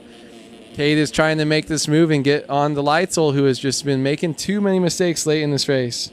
Yeah, this is quite an interesting turn of events to have Carr not only get up there, but then Leitzel makes the mistake. Colin Holden just went down in third, and Lucas Brune's going to close that gap down. So now Seth Carr is going to try to close up on his race-leading teammate, Braden Tharp, who almost goes down into the gully. He clipped a tough block, has no momentum down this back straightaway, and suddenly Seth Carr is going to be there knocking on the door of opportunity for the race lead. How things have turned in this 250 race, and goodness gracious, this could be Seth Carr's 1-1 performance that really turns the tide in the championship if he's able to go up and get Tharp for the lead. 3 minutes and 2 laps to go at Southwick. Here we go for the Moto win.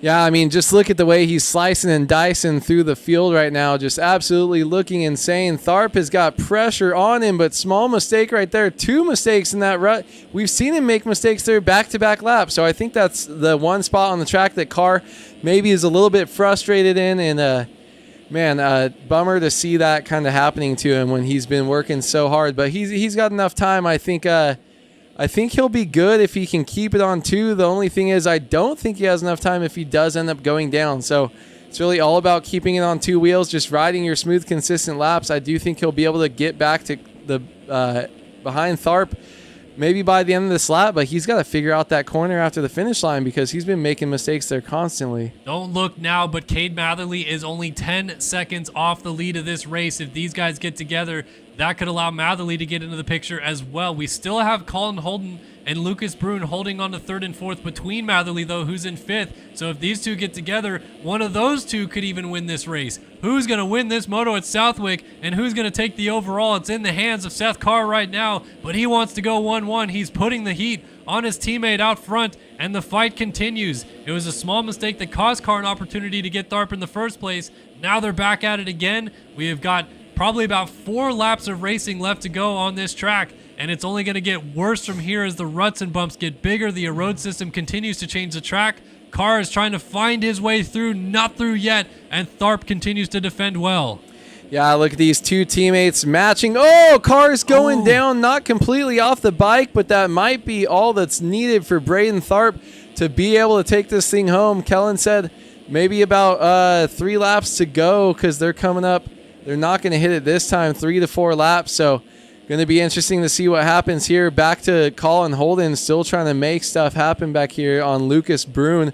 Both of them having a great ride. They were 10 seconds back from that lead battle, but after that mistake from Carr, they can now see 2nd place. But both of these guys should be super pumped if they finish in a podium spot. When this seems like there's really only been 3 heavy hitters to come up and snag one of these finishes will be great for either of these two riders. And look at this, trying to make a pass, running up alongside Lucas Brune. Holden makes a charge, but unable to make it happen there. Yeah, Colin Holden is looking for every opportunity he can to go by Lucas Brune. And like I said, depending on what Tharp's able to do out front, it could end up being a battle for the win between these guys, with Carr just up the road of them. If Tharp makes a mistake and goes down, this is going to be the fight to watch because these guys are putting the heat on each other. They're keeping Carr close. Tharp continues to lead, and he's just trying to manage this gap. He just continues to make little mistakes here, small bobbles there, allow these guys back into the picture. Not a clean run there, a little bit off of the track right there. So it's not all clean sailing for our race leader, and that could bite him as the time continues to tick away.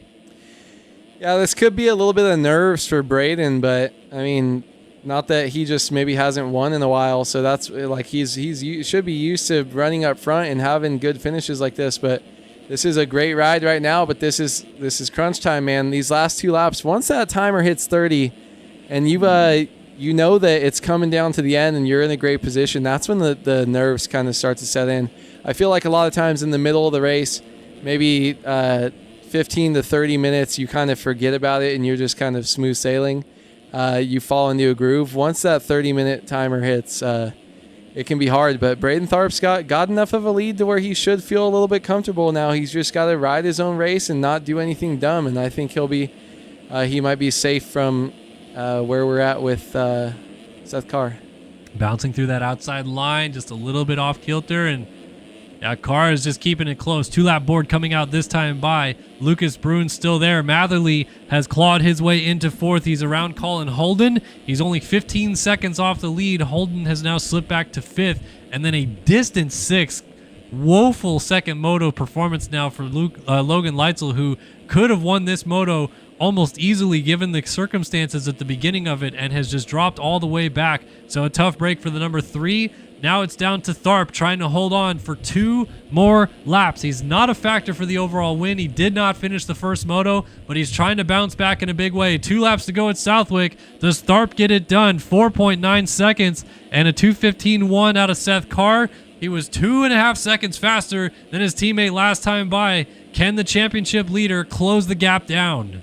Yeah, I mean, man, I don't know. With that big of a difference right there, if he can put down some a little bit quicker pace, I think that 2:15 might be still just a little too far off. If he can drop his lap times and just ride smooth, I think he might be able to get it. We see him, though, having to avoid lappers, but so is your leader, Braden Tharp, having to avoid the same type of thing. So I don't know, man. It's going to be close, Kellen, but I think he's going to send it just for what might happen there.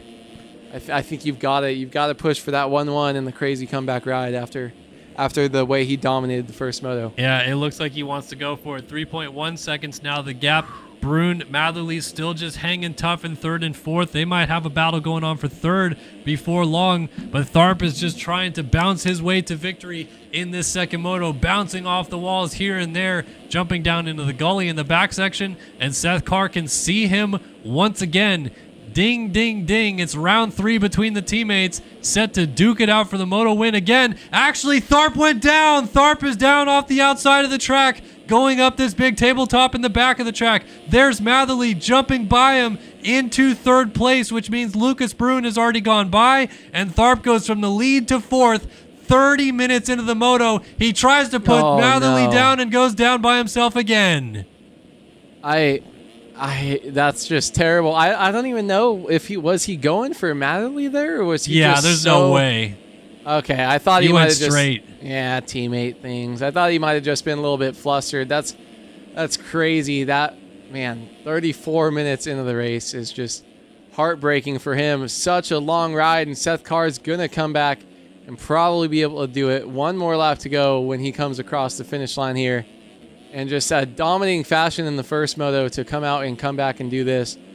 That's there's a reason why he's got the red plate. There's a reason he's going to be pulling some big points away from Logan Leitzel here after his kind of horrendous fade back from potentially being able to make pass for the win, and now he's all the way back to 6th place. Whoa, it's not over yet, though. Just got to hold on to it. One more lap. Carr, kind of all over the place. Brune is going to deal with Matherly on his heels before long. Matherly is 2nd overall on the day with a 3.3 as it runs. Logan Leitzel 2.6, probably going to get 3rd. We'll have to tally it all up when it's all said and done. But can Matherly get up to 2nd on this final lap? And who knows, if Carr makes that big mistake and goes down, these guys are only 10 seconds behind.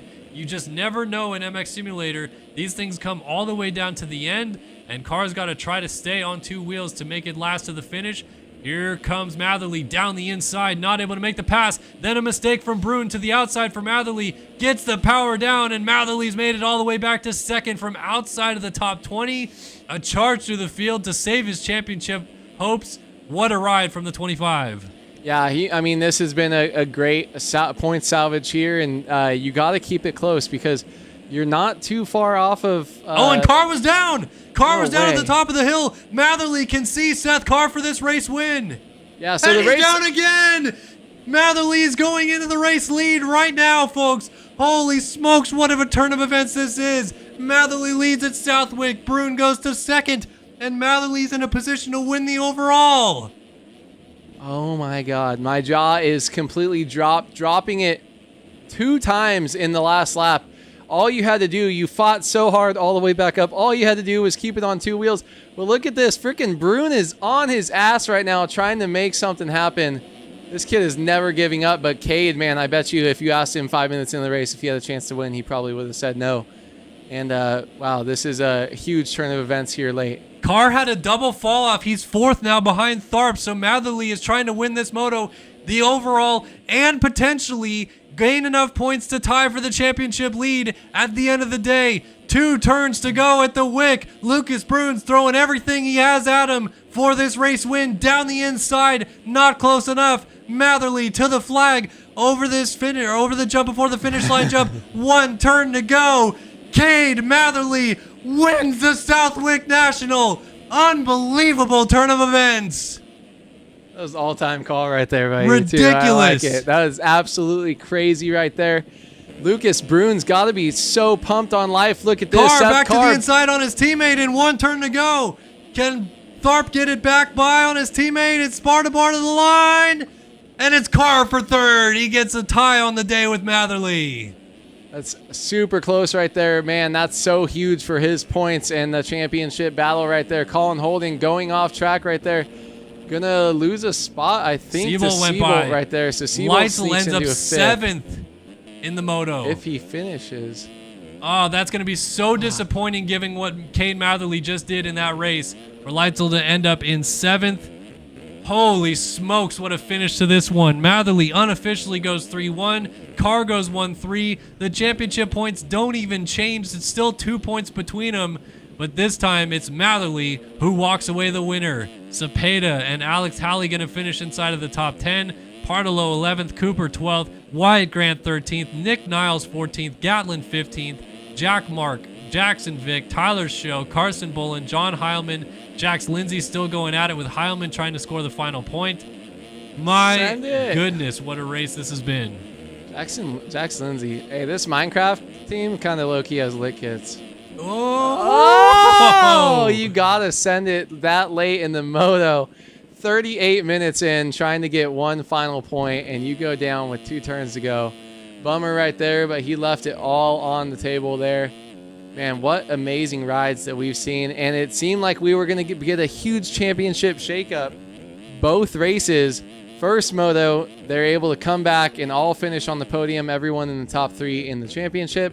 And then second moto, man, they end up flipping the script at the very end. No change in championship points between Cade and Seth Carr up front, but a disappointing second moto by Logan Leitzel as he goes ahead and drops. Man, just really is going to fall away from that battle up front. I mean, it's motocross. Anything can happen, but they look like they're trying to separate themselves, that group of Cade and Seth Carr. That was a crazy moto. Matherly drops off into the YouTube chat, says last to first. He was dead last after the start and confirmed has won the Southwick National 3-1 performance on the day. How about it for the 25 Twizy Honda? Unbelievable performance out of Cade Matherly to get it done. Wow. It's unreal. I like the fact that Cade can come in here and then see who bet on him. And be like, oh, there's all the non-believers. Yeah, that is crazy. Unbelievable. So results have come in. Cade Matherly with the win in that moto. 26% of you picked him. iMoto 251 put 5,000 channel points down on him at a 3.9 to 1 ratio return. So ends up with almost 20,000 channel points because of that pick.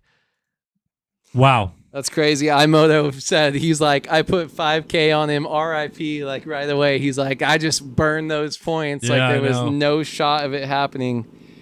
Payday, baby. Get that money. You guys absolutely crushed it. Cade, great ride by you. Everyone else in chat, thanks for being here. Wow. Wow. Wow, indeed. That 250 moto was something to behold, and I'm glad that you guys could join us to watch that one. All right, let's get you guys to get some picks in for 450 Moto 2 winner. I'm just going to do the top 5 from last moto plus other and let you guys sort it out. What do you think is going to happen, though, in 450 Moto 2 here, Andrew Wood? You know, I think Alexis Leclerc is going to get a whole shot again. Okay. And that's my Design Led Co pick when we get there. And I think, I mean, it's got to be Payson. You can't be that fast. Like, we've seen him come back from freaking hell up to the front. So I think it's just going to be Payson domination. If he can get a better start, it's bad news for these guys, and it'll look like Seth Carr 250 Moto 1. All right, picks are now available. Go ahead and insert your guesses on who is going to win 450 Moto number 2. Trevor Burns, Payson Johnson, Tyler Lang, Seth Shirley, Alexis Leclerc. Your top 5 for Moto 1 and the picks available here in Moto 2. Or you could select other. Some of the others that could get it done. Pablo Vial was 6th in Moto 1. Braden Castellaneta 7th. Colby Eaglin 8th. Frank Jackson 9th. And Noah Bindis rounded out the top 10. Parks, Bodie Parker, Braden Carter, Holm, Robin Boutigny, Davis, Lehman, Hubbard, and Boardman was your top 20 in 450 Moto 1. Let's see what is going to happen here in Moto number 2. Real quickly, while we are sitting here waiting, I wanted to go do something and take a look at our server page here. See if I can do that. Oh. What are you trying to do forbidden stuff? Maybe not. JLV doesn't want me to do forbidden stuff. I wanted to look at the lap chart here. We'll pull it up on the main screen. So Cade Matherly, lap 1 was right here. So if we just do Control F25, and let's see if we can see his progress through the field here. So dead last, he says, but finished the first lap in P25, matching his number, and look at that climb. And then see that stall in 6th. That's probably a big gap that he's got to deal with there. But also sometimes, yeah, you get through all the people that you're faster than, and you're like, okay, this is where I'm going to sit. And that's kind of how I felt that was going to go. And then look at that late charge right there, Kellen. Yeah, that is that's insane. That ascension from lap 11 onward to climb into 5th, be there for a couple laps, go to 4th, go to 3rd, and then on the last lap, he started the last lap in 3rd place. and he won the moto, won the overall. He only led 1 lap all day, and he's the overall winner. That's all you got to do. That's all you got to do. That is unbelievable stuff out of Cade Matherly there to get the job done in the 250 class. I'm hoping Trevor Burns comes out, does a 1-3, does what I did 11 years ago, and just freaking takes it. But, you know, in order for Trevor Burns to do that, he's going to need some luck because Payson Johnson is an absolute animal. And that 2-2. That 2-2. Or 2-2. 3-1 beats 1-3 beats 2-2 still, right? Yeah. Let's talk about our Design Lab Co. 3 and 5. whole shot. Okay. You said Alexis Leclerc. Mm-hmm. You were right in the first moto. Who did I pick? Vilars, I think it was. Not a good look. Let's see if we can roll someone else out there with a great start in this moto. Vial, maybe? No, I don't know. He doesn't get great starts. You know what? I'm going to say Seth Shirley. I'm going to pick the number 2. You're going to pick the number 1. I want Seth to get a good start because I want to see what he can do with an early lead. It's been a tough road since jumping up to the 450 class for the multi-time 250 Supercross and Motocross champion in this game. But his debut season could turn around here tonight with a big second moto. He was 4th in the first moto. Let's see what happens in Moto 2. Burns, Johnson, Lang, Shirley, Leclerc, the top 5 from Moto 1. Who's going to get the Design Lab Co. whole shot? Who is going to win the overall here at Southwick in 2024? We are moments from finding out. All right, folks, strap in one more time here tonight. It is the Southwick National 450 Moto number 2. Here we go. 30 car to sideways. The revs are coming up, and everyone's looking into turn number 1. Who's going to get the whole shot? Gate down. We're off and running. Good start for Lang. He gets a good jump, but Burns is going to get him to the first corner first. Leclerc's leading with Seth Shirley. Shirley to the inside is taking it. Does he lead it all the way to the line? No, he goes down. He yard sails. Leclerc's going to go down in second, I think. And Trevor Burns gets the Design Lab Co. whole shot. What an absolute unreal start. Holy cow. Going wide into the bales, almost killing Leclerc. Leclerc trying to save himself. But look at this, Trevor Burns right there. But guess who's back? Payson Johnson in second, just all over him. Guess who's back? That's back again. Back again. Payson's back. Tell a friend. Here he is in second. Braden Carter right behind him early on. T-Lang's up in 4th. Ethan Parks inside the top 5. Looks like Leclerc is buried in the field along with Seth Shirley. Shirley 27th. Leclerc 38th. For Alexis Leclerc on the first lap right now. This is huge for Payson Johnson to get some clean air and maybe take off with this thing. Yeah, I think Trevor Burns has got to be worried because he dealt with everyone in that last moto except for Payson Johnson, really. And he was up front and he hasn't had to deal with that wrath. Look at who's in 3rd, though. Braden Carter. Yeah. Also, I am giving Braden Carter this. I was going to say this earlier. He gets the lit kit. Hands down, just looks absolutely sick. I think that's retro gear he's got on. Yeah, I think it's like some retro Fox. Old Fox. Like, God, that gear's sick. No, it's, what is that? Active Co. But it's looking like it looks like retro Fox mixed with a cow.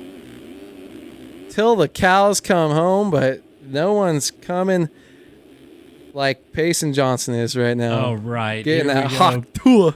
I'm about to spit on that thing into the lead as he goes around the outside. Payson going around the outside. That's unreal. That's going to make the highlights video as Johnson down the inside trying to make the pass on Burns for the race lead at the end of lap 1. Burns holding it, but Johnson is right there looking to make it happen. Swoops back underneath, but Burns leads the opening lap and continues to lead around. Oh, Johnson down. Pirouetted on that little inside roller. Lang was going to jump over him. Johnson only loses 2 spots.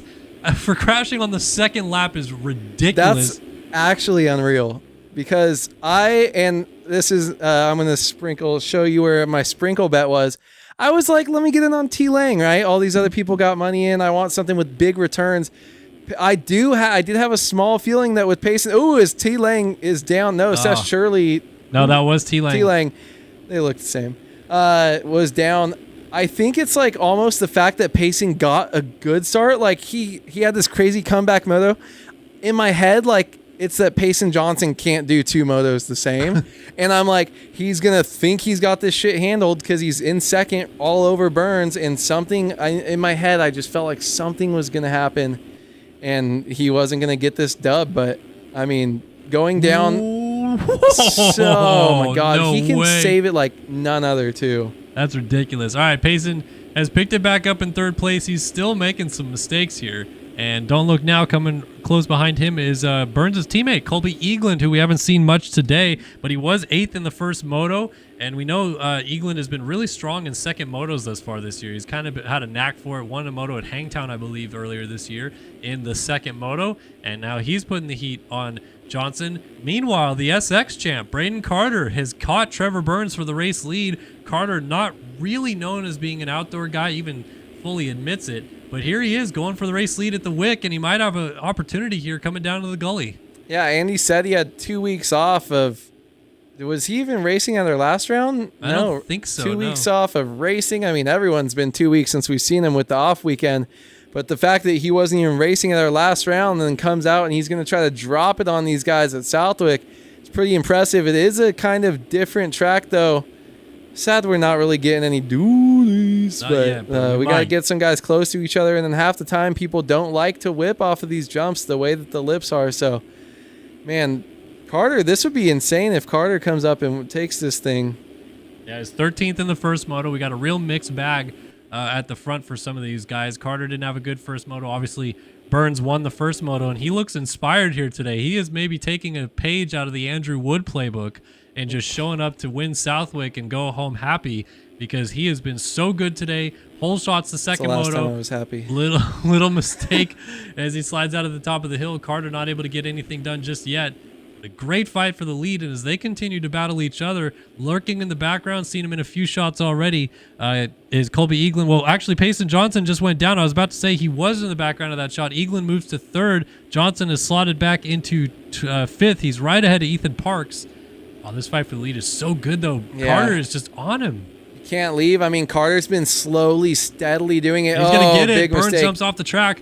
Braden Carter takes over the lead. First lead he's had of the Nationals, I believe. And now let's see what he can do coming off of his 4th consecutive Supercross title.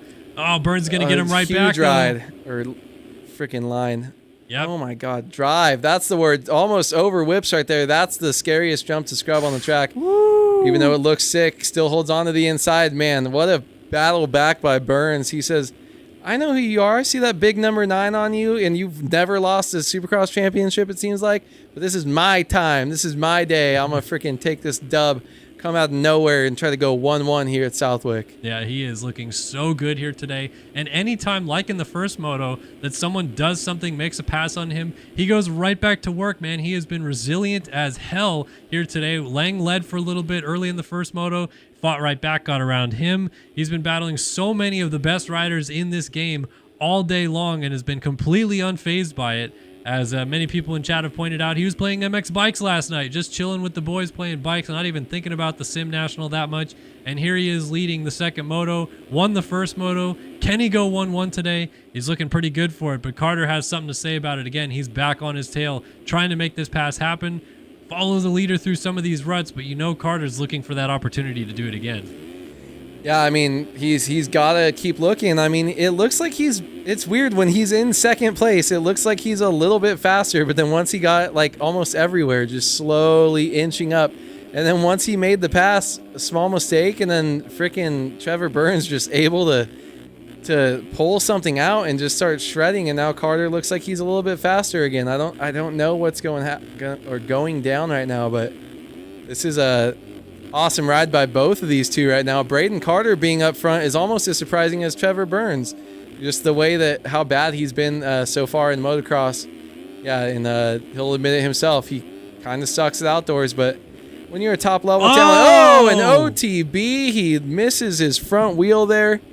Kind of drags it and then kicks him over, and he's going to lose all sorts of positions. Yeah, it goes back to, looks like 5th place. We got a District Designs 1-2 right now. Colby Eagland has found his way into 2nd. Payson Johnson still lurking right behind him. And then Burnsy in the lead now to the tune of 4.5 seconds. But Eagland ran the fastest lap of the race last time by at a 2:11.218. So Colby Eagland really come into play in this second moto after a rough first moto. Gets P8. Johnson is going to try to take advantage of down the inside in this corner and will make that pass stick. Beautiful move by Payson Johnson, wasting no time to get to the inside right there, make that pass, and now he is all eyes focused forward. 5-second deficit to make up to try to go get his former teammate, Trevor Burns, for this race lead.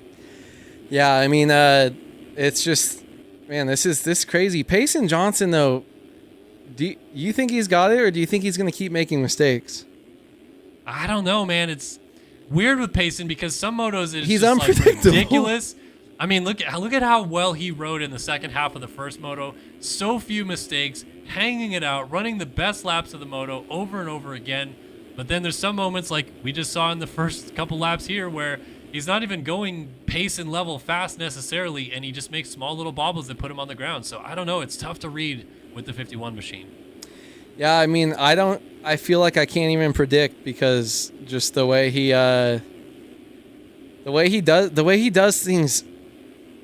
Do you think he knows what he's gonna do, or is he just full send all the time and it's either amazing or it explodes? Like, I don't even know. I don't bro. know. It's tough to say, man. Like he's a bit of an anomaly like that, and even in Supercross, it's the same way. Fastest qualifier, like 14 out of the 17 rounds, but then sometimes can't even make it out of the heats. So you never really know what you're gonna get. But I guess what you're always gonna get with Payson Johnson is ridiculous lap times over and over again, and I think we're about to start seeing that happen. He laid a 2:06, 6.56 in last time by. I don't think the lead is going to be Trevor Burns for much longer. Yeah, not with this 1 second gap, but we'll see. It almost seems like he might be a little bit flustered. I don't know, man. Oh, this is it right here, up alongside of him, and he launches at the top of the hill. God. Burns has nothing to give. And Payson Throws Johnson it in his face. whips in his face, takes the race lead. 10 minutes in, is it goodbye time for the 51? Yeah, I mean, you gotta think it is, right? The only thing is that he had been kind of selling for the first 5 minutes of this race. So did he just figure it out? And I mean, he also was selling the first 5 minutes of the last race. So I think it might be over, but which is sad because I feel like Lewis. I'm just sad and depressed. Sad. Sitting in this chair being depressed is what me and Lewis are going to do from now on. Payson Johnson's going to come out 2-1 with the overall if it stays this way. And heartbroken Trevor Burns would be 1-2 and just miss out. Tie for points, but miss out. Yeah. Well, I'm sad. Johnson is starting to cook up some ridiculous lap times, and this time it's a 2:05.164, new fastest lap of the race, and he wads up the second after he does it. Johnson is down. Burns is back into the lead. Is this what we're going to see all moto? Because here goes Eaglin by again, and suddenly it's a District 1-2 again. And the crowd goes wild.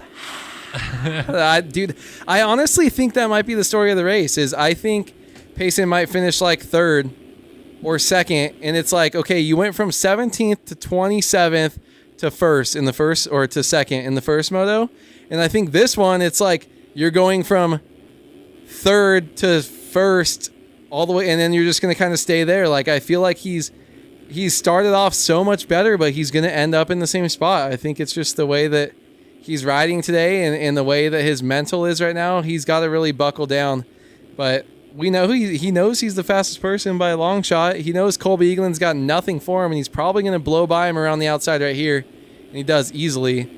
But I think we might see too many mistakes and Trevor Burns take this thing home, actually. Yeah, so Payson Johnson back into second place again. Braden Carter back on his high horse a little bit and catching up to Colby Eaglin for third. Eaglin's making a couple mistakes in the last few laps that have really negatively impacted him, and Carter's trying to launch over him to that single. Side by side, kind of mini dualies off the scrub right there, and Carter's going to use this outside. Will it work? And a mistake from Eaglin on the inside, but doesn't get it done just yet as Johnson continues to streak away ahead of them. Not too far behind Burns. You're going to see a streak of green disappear up ahead of Johnson in just a moment. He's only 2.2 seconds up the road of the 51 machine as this great fight for third continues. There's Johnson at the top of the hill. Carter's trying to use this inside line, and he's going to get it. Nice move on Eaglin to get up into the 3 spot. Braden Carter has showed up in this second moto as well. Let's get back to the lead, though. Here is Burns, and there is Payson Johnson right back on the gas, closing that gap down in a hurry. Maybe this is Payson's strategy. Just go as fast as I possibly can because it doesn't matter. I'm going to reel in 5 seconds a lap over and over again. So even if I crash every third lap, I'll still win by a bunch. I mean, I think that's always been his strategy. It feels like every race he's ever done in his life. I don't know, man. He's so different. I mean, he's gonna get past Trevor Burns right here, but do I think that he stops crashing? I don't know, but does it really matter? Because Wow, big mistake what a by move. Burns there though, and Payson just sends it right next to him, wide open off that thing. I think honestly, Payson can win with this strategy here tonight because he's just that much faster than everyone else. Yeah, he is flying. Every time he picks the bike back up, he goes even faster. I mean, he crashed and did a 2:16, 2:03 and is back in the lead. He only did not lead one lap in that whole sequence, which was the last time through the flag stand for Trevor Burns in the race lead. So now Johnson is trying to just pull away again, check out from the field if he can, and keep doing these ridiculous laps. I mean, I feel like the pace that he's putting down right now might even suggest he could dip down to the 2:04s, which would be unreal. But that's the speed he's putting down right now. Update on Alexis Leclerc, by the way, who was down out of the second turn. Remember, Seth Shirley crashed coming out of the first turn. Leclerc down into the second turn. He's made it all the way back to 6th spot. Pretty good stuff. And a mistake by out of Payson. Johnson. Here is Burns to the inside trying to get the lead back. And a mistake for Burns cost him a chance at actually closing the door right there. But it's not over yet. Man, the mistakes continue to flow out of the 51. And Burns is just waiting every single time for it to go his way. But this time Johnson stays ahead and is starting to stretch that gap back out again. Look at the speed through that corner right there. I mean, I think he's even... At this point, he's going so fast through the inside ruts. He's scrubbing jumps, and now he goes down again. Oh, my gosh. Payson Johnson is throwing it. Yeah, we were just about to give him both so much praise. And then he just throws it down, scrubs way to the left where no one's jumping and going to those inside line there. And he does that. I wonder what his reactions are like. They say that he is streaming on his own YouTube channel as well right now. So you guys can go back and watch and see how he goes about it. But I wonder, I don't even know if he talks when he streams, but I just want to know what it's like inside Payson Johnson's head when you're just doing these crazy things. But look just how instantly close he is. He just had a fall off crash and he's right on the rear wheel of him. Like, Trevor Burns gets no luck. You just have to pray that when one of the times that he crashes, there's that half a lap or a lap and you can stay ahead of him and it's at the end. And no, a mistake by Burns goes down into Eagland. that. Eagland. Never mind. I'm just making stuff up. Thank you, sorry. Yeah, if you're like, just like, there's no getting away from him. He can just fall and be right back on you. So he's got to perfectly time it up with the end of the race if this is going to keep happening. I think at this point he really is just going for quali laps over and over again just for the fun of it. I mean, they're literally saying in chat he keeps crashing and just laughing it off. Doesn't matter to him because, again, he's ran two 2:16s back to back with 2 crashes. And once again, he is right on Trevor Burns for the race lead. So this time by, if he doesn't crash, he might lay a 2:06 down, and it doesn't matter. He still will have the lead regardless. Trying to think of who this guy reminds me of. Payson Johnson reminds me of Anthony Rendon. Okay. Just is really good and just kind of like doesn't care. Does not care. Like, oh, I'm the best, or I can be one of the best, but I also just don't care. Like, oh, I got the red plate. I'm winning by 50 points, but I don't care. This is how I'm going to do it. This is how I'm going to win. If I win, if I don't, whatever. I'm acting like an idiot and still, which he is. He rides like that half the time, but he's still just dominating. Like, it's not even a close point series like the 250 riders are. There he goes into Just the lead a again. small mistake. That was Burns' mistake. Definitely looked like he was letting him by, but made a mistake. Got up on the side of that, and man, just Burns throwing a little bit. He needs to stay on top of it when Payson's behind him. Keen to see this lap time. It's a 2:05.8. He did a 2:05.1 as his best lap. 2:05.8 that time by. For reference, by the way, which many of you probably don't know what that means. He's going 4 or 5 seconds a lap faster than anybody. Burns did a 2:12.4. Eagland did a 2:14.6. Jackson in 4th did a 2:11 flat. The next fastest lap time on the track right now looks to be Tyler Lang at a 2:09.5. So basically 4 seconds faster than anybody on the track right now, through a bunch of crashes, up and down moments, loses the lead, gets the lead back, loses the lead again, gets it back again, and just casually drops a 2:05.8 like it's nobody's business. It clearly seems that the idea for Johnson is just run as many fast laps as you can because the rest will just figure itself out. Yeah, I think it's even stronger on a track like this where it almost feels like there's more opportunities to crash when you're just completely sending it. But it also is very flowy as well. So maybe not. But the fact of the matter is, most tracks he can be 1, 2, 3 seconds a lap faster than guys, but he'll crash too much, and it's gonna make him lose the race. This track, he's 6, 7, 8 seconds faster than guys, and that's where the problem lies, that he can really fall every other lap and still win the race. Yeah, I mean, he just is doing it at will at this point. I mean, he's already 5 seconds ahead of Trevor Burns in the space of a half a lap or so, basically, that he's been in the lead, and he just continues to pull that gap out. Colby Eaglin's still in third. Frank Jackson, we kind of didn't mean to tease him, but talked about him in the first moto and saying that he hasn't really performed of late, and suddenly he is shown back up to play in this second moto. First moto, it was a 9th.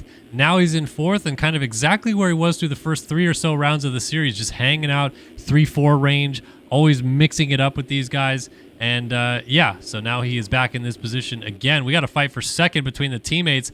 Burns made a mistake, and Eaglin went by, and Eaglin is now the man in P2 trying to chase Payson Johnson down. Payson's still doing 206s, 206.1. Let's see what Eaglin lays in this time by. He's going to clock in at a 2:10.4. So that was 4.3 seconds gained over the man in second that last lap alone. Alexis Leclerc has done a masterful job to claw this all the way back. He was 38th when we first checked in on timing and scoring.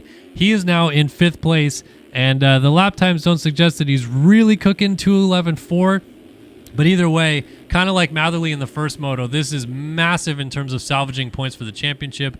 Is it going to matter? Probably not. Payson's got this thing pretty well in the bag, but Leclerc, even to get second in the title fight after another year of defending it, probably is going to be a good thing for him if he can continue this strong trend. Yeah, it probably just means something's going to happen with Payson next year, and Leclerc is going to come back and dominate next season and get the number 1 back. It seems like he wins it every other year. This 450 championship, I almost try to look at each race as just pure entertainment. Seeing Trevor Burns go, I hope you go 1-3-2. What a legend. I hope seeing Frank Jackson back in his home of 4th place after 3 motos of not seeing him there the last couple of rounds. Braden Carter coming out. Brandon Larson riding inside the top 10, sneaking in there past Pablo Vial. I just try to look at individual storylines now and fun things to look for, because it's just it feels like it's already we're already over 50 points. Yeah, 40. He's already almost won it by a whole thing. So I mean, Leclerc doing great things right here to keep it close, but I mean, anything could happen. Computer blows up. I believe the championship lead after the first moto was at 43 points, and obviously now gaining another 9 points on them. Yeah, we're over 50 at this point. So it's just looking for fun things. Yeah, crazy lap times by Payson, Leclerc being consistent as always. Freaking badass rides by Trevor Burns and Frank Jackson. We're following all the storylines. We're just vibing out here. We're vibing. 450s are a little bit of a loose program here these days. Last time by was the first time in a while that someone was faster than Payson in P2, and it was this time it actually was a 2:11.7 out of Colby Eagland and another 2:11 out of Payson Johnson as well. So they basically matched. Burns just went down out of third, so your beloved 1-3 might not happen after all. Frank Jackson has moved into third place, and we have only 7.5 minutes plus 2 laps left to go. Burns has got to try to regroup here because he is losing quite a bit of potential points with the podium, I think, in the balance still. Obviously, Lang, Shirley, Leclerc were the riders that finished right behind him, so he's still in a pretty good position, but can't lose too many more positions or else he might end up off the podium altogether. Yeah, I mean, sorry. I was distracted reading the chat over there. So Payson's in a Discord with Trevor Burns. I didn't know they were friends. They were former teammates. I didn't know that they still like hung out or whatever, but they Okay. did. They were on district last year That together. threw me off, especially with the fact that Trevor was. I mean, maybe he's just been around Payson winning so much he was a little bit less. Rider down. Oh, whoa, Rider down. Lapper, and he disconnects right away. That cost Frank Jackson third as he goes down. Leclerc is not going to get there in time, but he will be knocking on the door of opportunity with Frank Jackson getting going right in front of him now. So that fight will continue. But yeah, tough break there for Frank Jackson. Frank Jackson just knew his home was in fourth. That's his home. That's his happy place. And Trevor Burns is going to fulfill the prophecy with the 1-3 on the Cowie. Mason Johnson just needs to get out of there, dude. Trevor Burns is ripping. Don't look now. Colby Eaglin's hanging tough with Payson Johnson. Johnson still making those small mistakes. It's 6 seconds between Johnson and Eagland, and then another 25 back to this man, Trevor Burns. They are long gone at the front of the field as this fight for third or fourth continues. Seth Shirley has been running very competitive lap times. 209.8 last time by. He did a 207.8 a few laps ago for his personal best. He has also been looking very strong in the stretch run of this race as Leclerc continues to inch closer to Frank Jackson. So all those guys that were right in the mix in the first moto have slowly made their way back in the second moto from bad starts. Little too late kind of thing for them. But either way, good rides to get to these positions in the first place. Yeah, I mean, it's just impressive when people can salvage these and have these sort of rides and salvaging points and working your way up through the field when the field is so stacked. Always fun to watch. But Leclerc needs I think Leclerc would like to get up and get a podium finish in this second moto here today to be really happy with his ride. But looking at Frank Jackson, I feel like in his head he's like, okay, in my head he thinks he should get past him, but then he's gonna still have work to do to work and try to get past Trevor or Eaglin, whoever's in that position when he gets back there. But yeah, great rides by all these dudes, but this is a pretty close little race back here. Yeah, there's look Burns. at that. Burns falls back. Whoa, four riders wide. in the same corner. That's Burns, Jackson, Leclerc, and Shirley might get Leclerc to the outside right here. Is it going to work? Leclerc fights back to the inside. Shirley goes inside through this corner, and he's going to get him on the 2. I think it's so close over the top of this hill, and Shirley will control this inside, so it should be good there. Yes, he is now moved up ahead of Leclerc. He is into the 5th position, going to work on Jackson, who almost went down, fishtailed down the hill. Leclerc might get Jackson as well up over this little tabletop jump in the middle of the track. Not quite there just yet. So close. And Leclerc uses the power of the outside line that turns to the inside here. He is going to make that pass and go into 6th place around Frank Jackson. Sorry, 5th around Frank Jackson. Who did they just go by? Oh, apparently I'm just dumb. Shirley actually moved to 4th, and now Leclerc moves into the top 5. Burns is still right there. They are catching him for 3rd, as there is Shirley, and then Leclerc and Jackson. Burns hanging on in the balance right here, trying to keep this P3 for as long as he can. Yeah, I mean, he's fought through some adversity, but right now Seth Shirley is going to be the most pressure that he's had this whole moto, I think. Sitting there, he gave up Payson Johnson pretty early, was able to get past him, but Seth Shirley, for some reason thought he disappeared. Seth Shirley is absolutely ripping. Whoa! And a kick right there on the edge of the track. Trevor Burns almost goes down. Seth Shirley going to try to make this inside line work. Lap riders down all over the place. These guys are zigging and zagging all over. Seth Shirley going to funnel in right here. Look at this, just dodging landmines all over this track.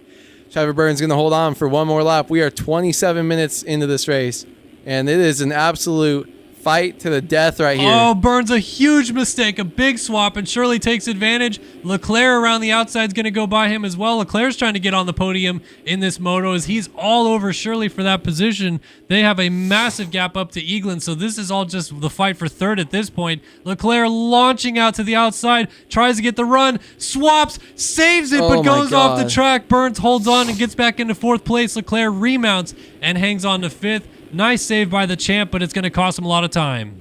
That was the second veteran save that we've seen from Alexis Leclerc after getting totally huckabuck coming into a high-speed corner, able to correct it and just ride it straight off track to keep it on 2 wheels and re-enter, not without losing too much time. Trevor Burns trying all sorts of different lines right here behind Seth Shirley, trying to fight back and make a move. And these guys are just absolutely battling so late in the race to be battling for a podium position.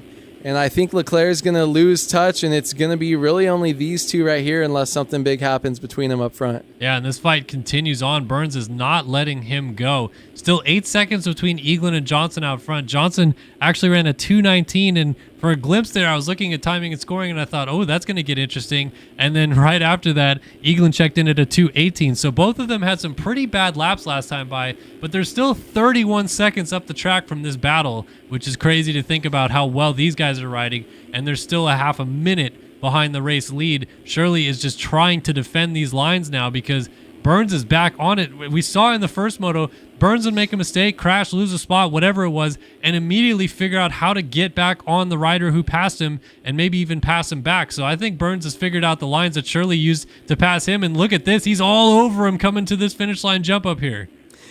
Burns today might be one of, oh my, huge, going, tossing up the inside, trying to make a different line work. Burns is absolutely ripping right now. I think this is the most impressive I've ever seen someone in a full day of getting past and being able to fight back. Seems like every single time he's been passed. Look at this, trying to make something move around the outside where no one sees it, then up the inside, jumps right in front of him and takes it over.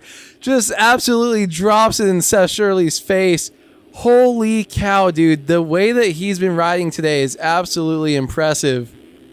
That pass is Holy unreal, shit. and he jumps off the track. Shirley's going to get him back. Oh, Burns lands and trampolines down the hill. He was desperate to keep Shirley behind him, and it cost him the position. Shirley goes by into third. Leclerc is now fourth, and Burns picks it up right in front of T-Lang, who is now in sixth, and Burns back in fifth. My goodness, that battle was intense, and in the end, Shirley is going to hold on to it. 2:08 flat out of Johnson out front. Time has now expired, so two-lap board coming out next time by. Burns off the track again. Lang is going to try to take advantage and move into fifth here if he can. Again, if you're Burns here, just don't keep losing these spots, man. You might not even finish on the podium when all is said and done if he keeps making these mistakes. But he was certainly going for it, trying to hold on for third. Yeah, if you get your first career moto win and then you've had the ride that he has, you got to back it up and try to get on the podium. And I think he is just stressed, tired, worn out, 30 minutes into this race, going over the bars. This is catching up to him. The pressure's there, man. But, I mean, he got his first win, but couldn't back it up in second moto. Still up front in P6, ahead of Frank Jackson right now and a bunch of other legends that are up inside the top 10, but I believe kind of throwing. I believe a 1.6 still beats a 3.4 and a 4.3, which is what Lang and Shirley are on right now. Leclerc's on a 5.5. That obviously doesn't beat a 1.6 either. So I think Burns is still good to get on the box here. It's going to be very, very close. We'll see. Johnson down again, but as I say that, it looks like Eaglin maybe just crashed a couple times because he did a 2:23.085. And Johnson just ran a 2:04.914, the new fastest lap of the race. Crashed right after it, but that's okay. 2 laps to go. He's got a massive lead. It's going to go down to about 20 seconds here in just a second. 16. He was down for a little bit longer than I thought. But yeah, Johnson's still just absolutely cooking these laps together. Yeah, I mean, he's just doing side quests at this point, trying to put the fastest lap on the track at every round, and still going to end up in the championship lead by a lot, probably winning 1 round early. Just showing everyone that he is the fastest at all times whenever he wants to be. He can be different in Supercross, but outdoors is a different animal for someone like Payson Johnson. He's so dominant when he's on, and it's impressive to watch. Always fun to see how low can the lap times go. Can he beat qualifying? Like what he can do. It's fun. It's fun to watch, even though he's a little all over the place right now. Well, I mean, the crazy thing, we were on board with him at the end of the first moto when he was doing this. Just look at how gnarly the track is right now. How square edge a lot of these bumps are. Each of the corners have ruts on, or bumps on corner entry and exit. Some of the bumps that he's bouncing through on the straightaways, like, it's just gnarly. This racetrack is completely roached out now, and he's still pushing and putting in new fastest laps of the race on this track of all the tracks. I mean, it could be smoother than this for sure, and he's still just absolutely destroying this Southwick sand. 19.6 second lead. He will see the white flag this time by. 1 to go for Payson Johnson, and this overall win is his, and the extension of a championship lead is his as well. Yeah, I mean, it's just total domination by Payson Johnson. Even when he doesn't win the first moto, he comes back from way downtown and then comes to second and then comes out and just wins this first moto after thinking he wasn't going to be able to. And he's just having fun with it, throwing down lap times and doing crazy stuff, man. This guy's insane. He's just fun to watch ride too. I feel like he wants to go 203 on this last lap. He's pushing like it. Yeah, he's got something. Just the way he rides is so different. His gearing and everything, way his suspension is, and ooh, little float over that hill. Barely touches the bumps because he's going so fast over him. Woo! Kicks right there. Not that smooth through here, but gets to the inside anyway, and then just bounces through the corner, no problem. Even like his bad lap, if this is like a bad lap for him, he's still gonna run like faster than what any of the guys have the whole race. Some of the guys are just cruising around with 210s, and they're like, "I'm freaking crushing it, dude. I'm in 4th." Yeah, consistent 210s. I mean, like we said, it just seems like this was the approach he chose to take this moto. Just send it. Doesn't matter if you crash because you still have a big lead because you're putting so much time on the rest of the field with these ridiculous lap times that you're putting in. So as valiant of a ride that Colby Eaglin's having in second, he's just no match for what Payson Johnson's doing out front. Still making little mistakes, but still just absolutely cooking a lap together. Yeah, sorry. Had the yawn right when you sent it to me. Payson is absolutely impressive, and we're probably going to stay on board all the way to the checkered flag just because that's how dominant he has been in this race. And then probably go back through the field, watch some people. Colby Eaglin, great ride by him. I'm looking at the standings. Seth Shirley coming back to 3rd, having a bounce back ride for him. Tyler Lang in 4th. All these guys, Leclerc back to 5th, just having great rides, but this is the man of the hour. What a day. Payson Johnson comes through and dominates the second moto to win the Southwick National. A 2-1 performance. His final lap, a 2:07.6, and he immediately disconnects. He's over it as he wins the National at the end of the day. Colby Eaglin is going to get 2nd. Seth Shirley looks like he's got 3rd locked up. T-Lang is battling a lapper, and he's in 4th. Oh, Burns got back around Leclerc, interestingly enough, and then he goes down. So now Leclerc is going to go right back by him right about now. There's Leclerc over the hill. So Leclerc is going to get back into 5th, and it's a 5-5 day for the champ. But doesn't matter at this point. The championship is probably over in this 450 class. Whoa, it's a 5-6 day for Leclerc, and that's going to salvage P2 overall for sure. Trevor Burns is going to go 1-5 for 2nd overall. What a legend. Good day for him. Not quite the A-Wood 1-3 Southwick performance from 2013, but close enough. Frank Jackson able to get by Leclerc as well. He's going to end up in 6th, and Leclerc finally gets rolling over this jump. That was Rogan McIntosh a lap down, as Leclerc ends up in 7th. 5-7 day for him. Pablo Vial, our fastest qualifier, not the day he was hoping for in the end. He is going to go 6-8. Rough up and down day like his fellow Frenchman Leclerc, and Carter down at the top of the hill here is not getting passed by anybody just yet. Was up in the lead at one point of this race. Looks like he's going to get 9th, and should be fairly satisfied with that for a guy that's not as comfortable on these outdoor tracks.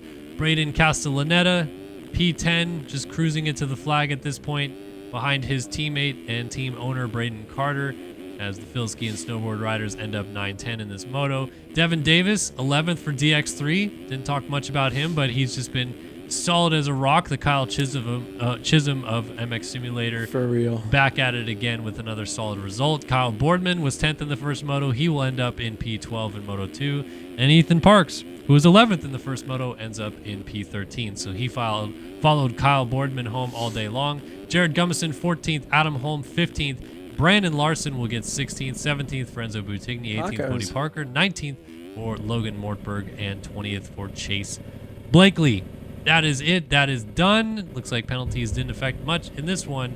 Payson Johnson, 2-1 performance, wins the Southwick National. Let me give you guys those channel points.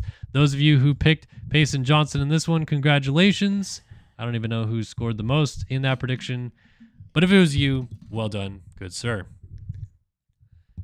All right, back in studio with you guys one last time. A-Wood hanging out. Got the camera or the microphone deep in the camera right there. It's basically covering his whole face. But yeah, good stuff tonight. I don't know how to do. I don't know, man. We'll figure it out next week. But yeah, good night of racing. Southwick, it delivers as always. Best track on the circuit. Best racing that we've seen. Awesome for Trevor Burns. Great ride by him. Just super fun. I love this place, and yeah, I'm happy I got to see it. I'm really sad that I missed it last year. That was a bummer. So, I know we missed the 10-year anniversary, A-Wood, but you're back for year 11, so yeah, all good, man. Crazy, right. 11 years ago. 11. I know, dude. I'm old. That was my first season, second season ever playing the game. 3-digit. Freaking came and won, and then never did anything again. The so 729 machine on top. 729 13 years on ago, top. 11 years ago. Should have won buds, but had to miss it for work. So sad. All right, folks, that's gonna do it for our Kellen Brower and Andrew Wood here in the booth for Star Systems TV. Thank you guys so much for joining us. Round 5 of the RaceFactory Gaming National Championship here from Southwick.